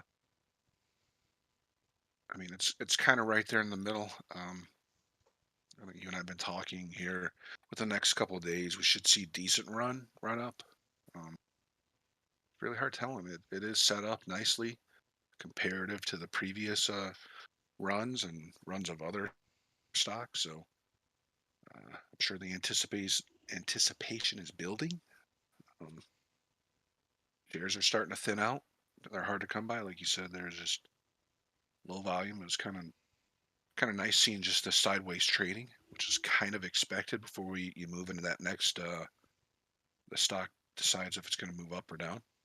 Hmm. So yeah, I mean 22, 25 is probably a safe bet, right? Um, I mean that's what Eric went with. That's his exact price prediction for the day today is 22 to 25, and I do feel like that is kind of a safe number. Um, um, we did break through the 22 or 2350 mark. We made as high as 2396 and then started falling back down again. We had a TD9 that just printed with no reversal. So they're definitely shorting the price down right now. You can see it a little bit in the order book.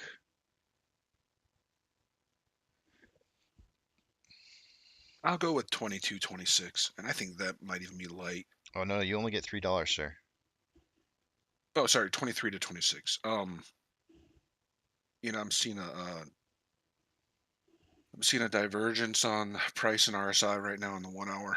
Looks pretty good. So I mean, which should indicate uh, price to go up to start following it. And it's I don't know if you looked at that lately.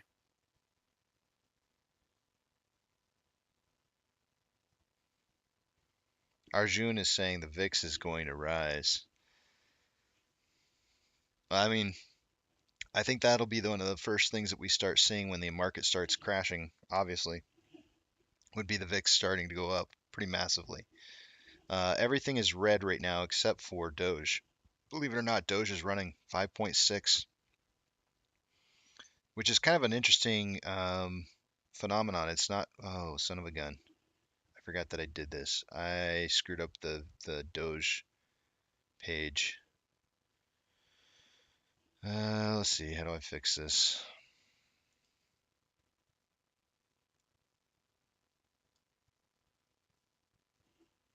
Takes me forever to figure out how to fix this. You know, forget it. I'm not looking at it.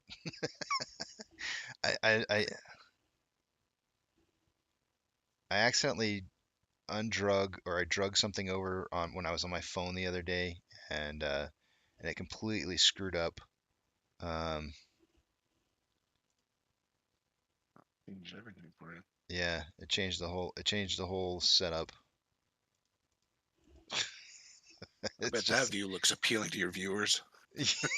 Yeah. All right, there we go. Look at that, guys. Isn't that crazy? Look at that price movement. I don't know how to get any of this back. Oh, there we go. Whatever. I'm not gonna, I'll fix it later. I don't know what I did. I should be able to like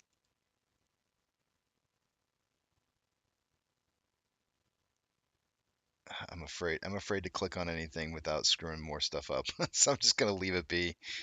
Yep, there it is, Doge 5.78. You know, why don't we just pull it up again?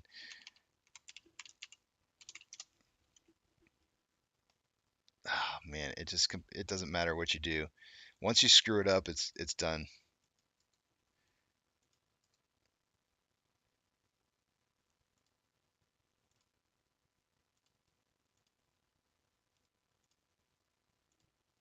Yeah, it's toast. I'm gonna have to fix it later.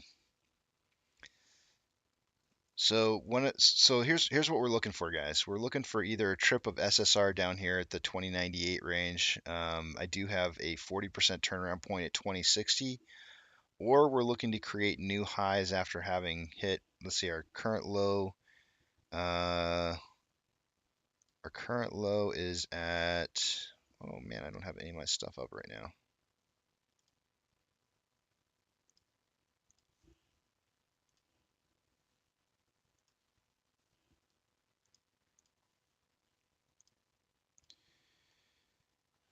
$21.95. So $21.95. We're either looking to break new lows or we're looking to head back up and hit new highs. New highs would start at 25.91 or higher. We need to really break through that and not just a touch of it, but a real strong push through 25.91 to see a change. Let's take a look at Ichimoto real quick here before we move into the numbers for the day today. Caitlin's asking you a question over there if you want to field that while I'm looking at Ichimoto.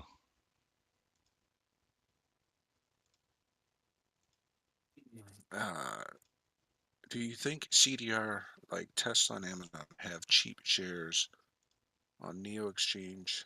Will be huge for them. I think CDR like Tesla and Amazon. What is CDR? Want to fill me in? More than likely, it's um, just because I know Caitlin, it's probably having something to do with marijuana. I don't know. I'm not sure what the stock is. Oh, CDR. Okay, Do you think so CDR is a ticker symbol. that'd be my guess?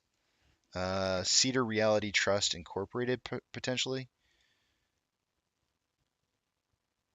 That could be. That's what I'm guessing.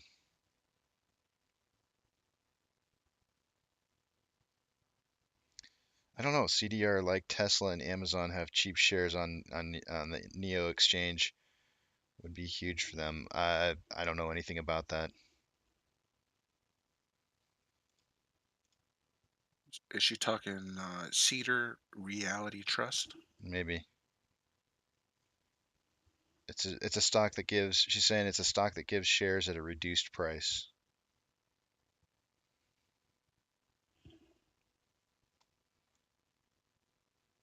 That's actually that's something I've never heard of before. So taking a look at. So, Oh, go ahead.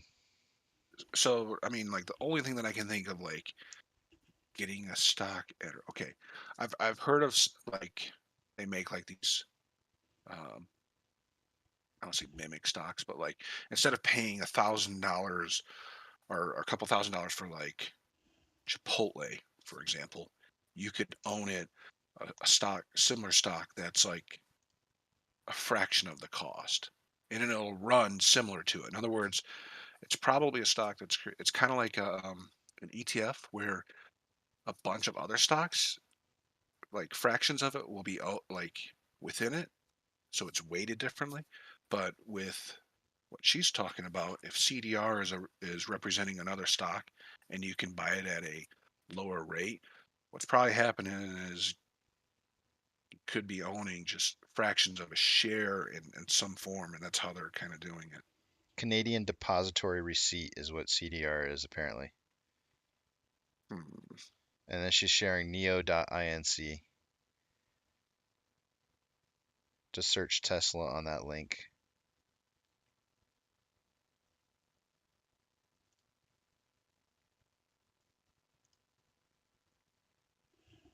All right, while he's searching that up, I'm going to go ahead and talk about the Ichimoto cloud on the 1 hour. So we have the conversion line breaking through the baseline, which is a good sign for upwards movement in price for the futures. And you can also see that over here in the cloud for the futures as well. You can see the bottom side of the cloud starting to head upwards north, and which means it's going to thin out. The cloud's going to start thinning out to potentially a green side. Price does like to usually break through the thinner areas, so we could see a breakthrough on the cloud potentially as early as tomorrow. It could happen today. I don't know, but tomorrow is looking thin.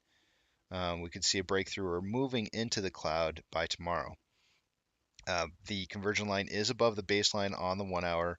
The price line and the lagging line are almost identically running even. So this consolidation at where we're at here at $23 is really not bad at all. It's doing really good things for how this indicator looks. It's giving some positive signals for the future.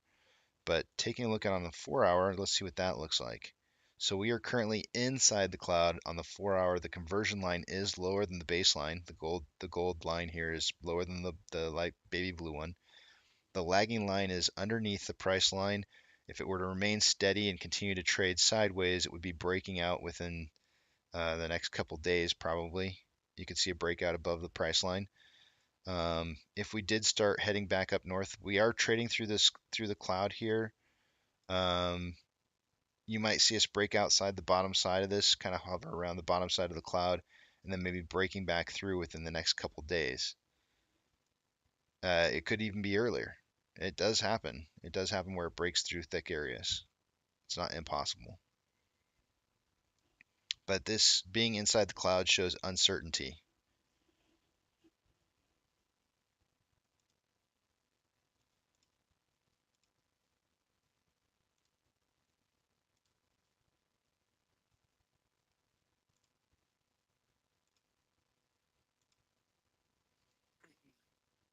Okay, so do you think CDR like Tesla and Amazon have cheap shares on?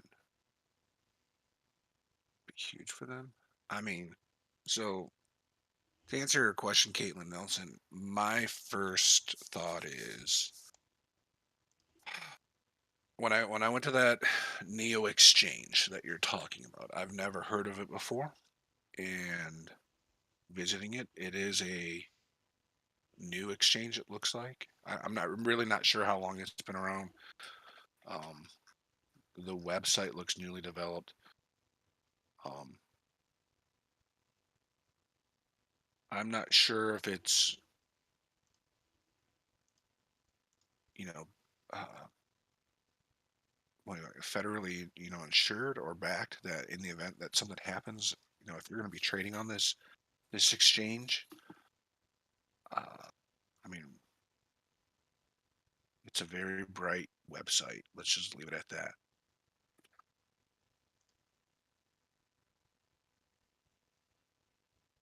Neo.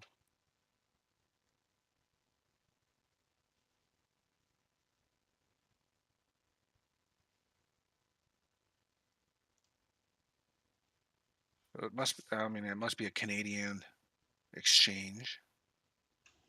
Yeah, launched in 2015. Um, so yeah, it does have like exchange traded funds, ETFs, like I was talking about.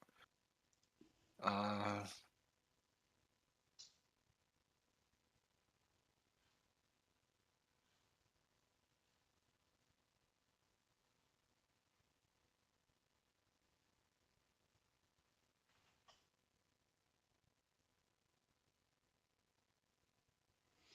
Keto saying, Astro is saying price is being manipulated via derivatives. That's how they get to max pain consistently. Nothing new. And here's the other part to that, guys. You know, some people have suggested, and I would argue this, that if some people have suggested if we start buying in the money call options, basically buying your shares on premium. My suggestion to you is what would stop the derivatives market from, or all of the market makers from driving the price down lower so that your in the money calls are no longer in the money and they're just at max pain, and or maybe they expire out of the money. So you just not only paid a premium for shares that you're never going to get to collect on. Um, I shouldn't say not only that's enough. That's all I got to say. And then so you're incentivizing the driving down of the price of the stock to collect on premiums. That's what you're doing. I would suggest that would be the case. By buying in the money call options, you would be incentivizing the market to drive the price down to get those premiums out of the money. So this is why I stress so heavily that playing in the options market is not what we should be doing. This has never been about buy and hold options. It's been about buying and holding shares. That's what makes this whole thing work. Let the market do it, and let people who are experienced in options trading do that dirty work. We don't have to. The average investor does not have to do that, does not have to get involved. If you're just looking to try and make a quick buck, go make it on something else. Because Yeah. AMC is not the place to be trying to make a quick buck in the options. You're just handing your money away. There are plenty of people out there who are experienced in playing the options, and the market will cause a gamma squeeze all on its own. All right, let's take a look at the numbers here. Did you have anything you wanted to add to what you were saying? No, I think simplest form is, like, have you played Hungry Hippos? Probably when you were a kid, right? Mm-hmm. So think of all the balls that the Hungry Hippos got to eat. Those are all available shares, right? And just consume up as many as you can. When you play options, um, if you're going to settle your option and just collect the premium, you're not collecting the balls, the Hungry Hippos. You need to, in order to, if you are going to play options, uh, you need to buy the shares and make whoever is writing that option contract put those shares up or find them and give them up into the hippos in order to win. By collecting premium, we're not winning. I'm gonna Mm, just tell you that right now. I yeah. don't think we are. No, you're absolutely right. That's So it. what you're No. saying is exercising your options as well is really important. Instead of just collecting money, you also need to be collecting shares as well. And so if you're not exercising on those options, then all you're doing is Right. just stealing. You're just stealing money from the market. Or I shouldn't say stealing. You're winning money from the market, but you're not really helping to advance the movement of the price of AMC, which in Yeah. turn Yeah. does really Yeah. nothing. Yeah. Because if it's institutions who's writing these contracts, which probably a majority of them are, um, they can control the price for the most part by, if we're having all these options, which, you know AMC is clearly traded heavy through options. I mean, look at how far out they got some of these contracts. Not to say that like some other um, stocks aren't like that, but you can see that probably most of the people are just collecting their premium. They're not exercising. They're not forcing these institutions to give up their shares. Uh, in order to win, we need to move the needle in the retail's hands of who owns the stock, right? And we haven't really given up much, but I think that's how we can really control price more and allow it to get away from them. Is because if they don't have the shares and they don't have whatever, whether it's synthetic or real, um, owning it's better than just collecting that premium. Hmm. Even if you decide to go into the market and then repurchase shares, it's just a different variable that they have to deal with. So that's all. To Let's the take numbers. let's take a look at the numbers here. Going over to the other page, we'll start, since this is the first time I'm looking at the numbers for the morning, we'll start from the top left-hand side of the screen in price prediction tallies. So far, Monty, Eric, and myself have a point for the week. We have price predictions set, which this is a much better start to the week, by the way, than last week, where we missed the first 3 days, all four of us. So I have a price prediction between 23.5 and 26.5, which I'm not looking too good right now, but I still have faith in those numbers. Eric has 22 to 25, Keto has 22.78 to 25.78, and Monty has 19.74 to 22.74.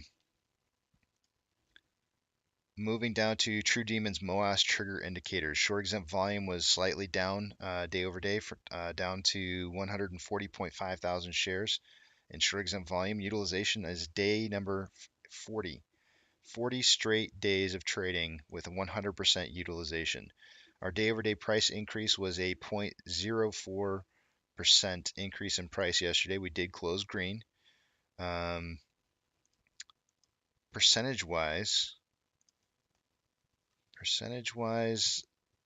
whenever we have a green Monday, we have a 27% chance of having a green Tuesday, which is actually a really high number. That's actually the third highest number that we have chance-wise for a green day out of the whole week.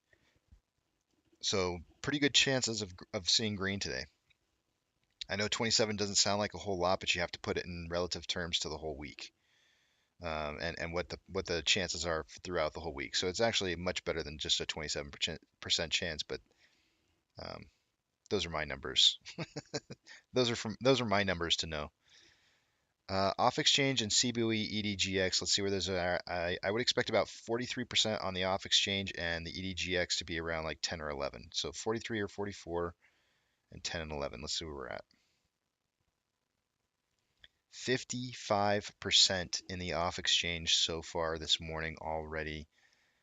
That is monstrous. That is absolutely monstrous. There is tons of volume going into the off exchange. That's epic. That is an epic number for this time of the morning. The EDGX currently is at 11.15, which is just very fractionally higher than what I would expect, but that is epic amounts of volume with price discovery going into the off exchange this morning.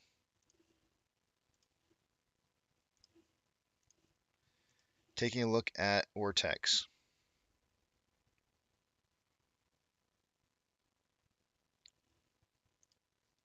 So far for the morning, 92,000 shares having been loaned according to Ortex. That's going to raise the estimated current short share interest of the free float to 20.89%. The cost to borrow is at 2.69, with max at 2.73. Not much of a range on the CTB min to CTB max. We'll take a look more in depth here at Ortex data in just a minute.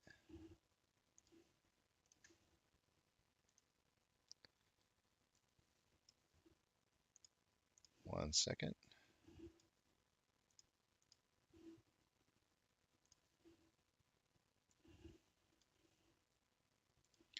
And let's take a look at institutional share ownership on the top right-hand side of the screen. 187.5 million. Let's give that a refresh and see if it changes. Still 187.5. So no changes in institutional share ownership. Max pain for the day today is $22. That's what it was yesterday. So no change to max pain. Let's take a look at our current volume on options.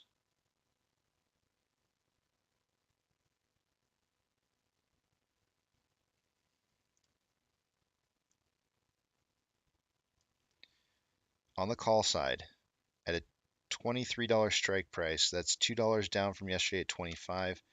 There's currently 4.7 thousand contracts open in volume. That is that's pretty average. It's just slightly above average as far as volume goes. On the puts, highest amount of volume currently at a $21 strike price. Yesterday it was only 20, so that's up $1. There's 1.7 thousand contracts. So there's almost a 4-to-1 ratio in puts to call in volume, and the market's kind of signaling for a $22.50 closing price again, same as what it was kind of triggering for yesterday as well.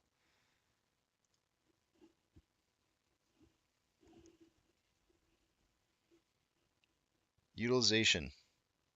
Here it is. That's what 40 straight days of utilization looks like.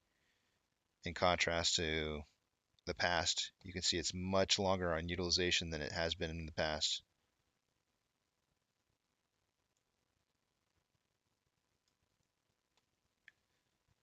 Let's see here. What do I want to show you next? I guess on loan amount. On loan amount increased by about 2 million shares. It went from 136.8 to 138.7.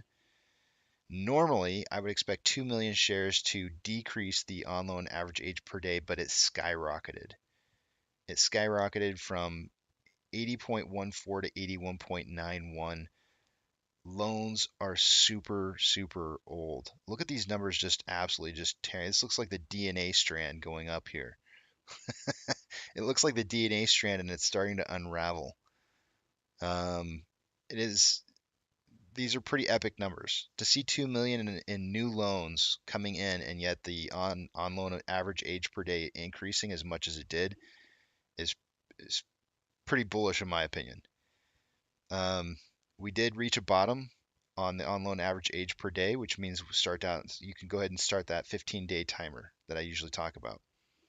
So 15 trading business days from now would put us at the 26th of the end of this month. So we will see some kind of price increase more than likely between now and the 26th. I know that's so far out, and you're like, well, duh, of course there's going to be a price increase. Yeah, well, I mean, it's the only indicator out there that I know of that I can put on a timer and say, yep, there's going to be something that's going to happen when you see this happen. It's the only one. Um, in terms of Ortex estimated short share interest of the free float, it also spiked as well. So that means some of our new loans are definitely coming from short interest, which is good. You want to see that climbing as well. It will take a dip though before we start to run. It almost always does, as seen right here. Price fell for a couple days, and then and at short interest went down, and then we started running in price.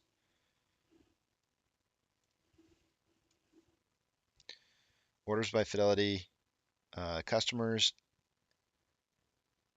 AMC and GME are not on the top 10 list. AMC is 11th with a 49% buy to 51% sell ratio. GME is in 13th with a 65% buy to 35% sell ratio.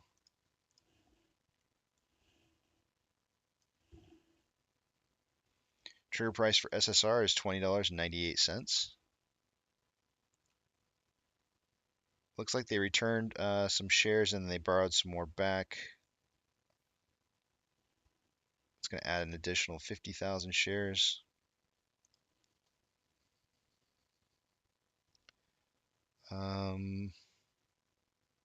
That puts us at 2.85 million shares borrowed for the day-to-day.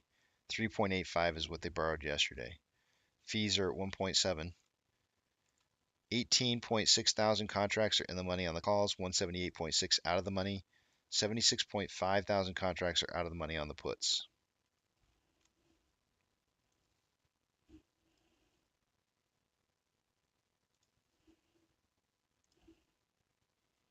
NASDAQ is down 1.41, Dow Jones is down 0.18, and the S&P 500 is down 0.55. We currently have 4,794 decliners to 2,829 advancers. The market is declining. The VIX is up 3.5%. IWM is down 1.33. Tesla down 1.63. Amazon down 1.74. Cinemark is down 3.19. Doge is up 5.39. Bitcoin is down 1.26. GME is down 5.13. The gold mine is down 4.22. Hood is down 3.26, and AMC is down 4.25. Very, very interesting numbers across the board. It looks like the market's tanking right now. The VIX just shot up to 5.98%. We may have found the bottom on the VIX. Outflow 44 44 million to 40 million inflow. So we have 4 million more dollars in outflow than inflow. We've traded 11.1 million shares so far in just a little over 45 minutes. Let's see what kind of pace we're on here. We're on a much larger pace than what I had predicted based off of pre-market volume. We may see that run coming up here. Let's see what we got.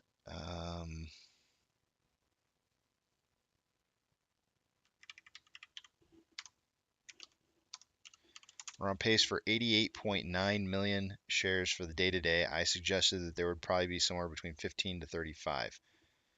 We're almost at 15. So you can tell that that prediction is going to probably be off unless they push volume down. It does look like they're decreasing volume. Usually they like to try to push volume down under 60,000 shares a minute before they start dropping the price.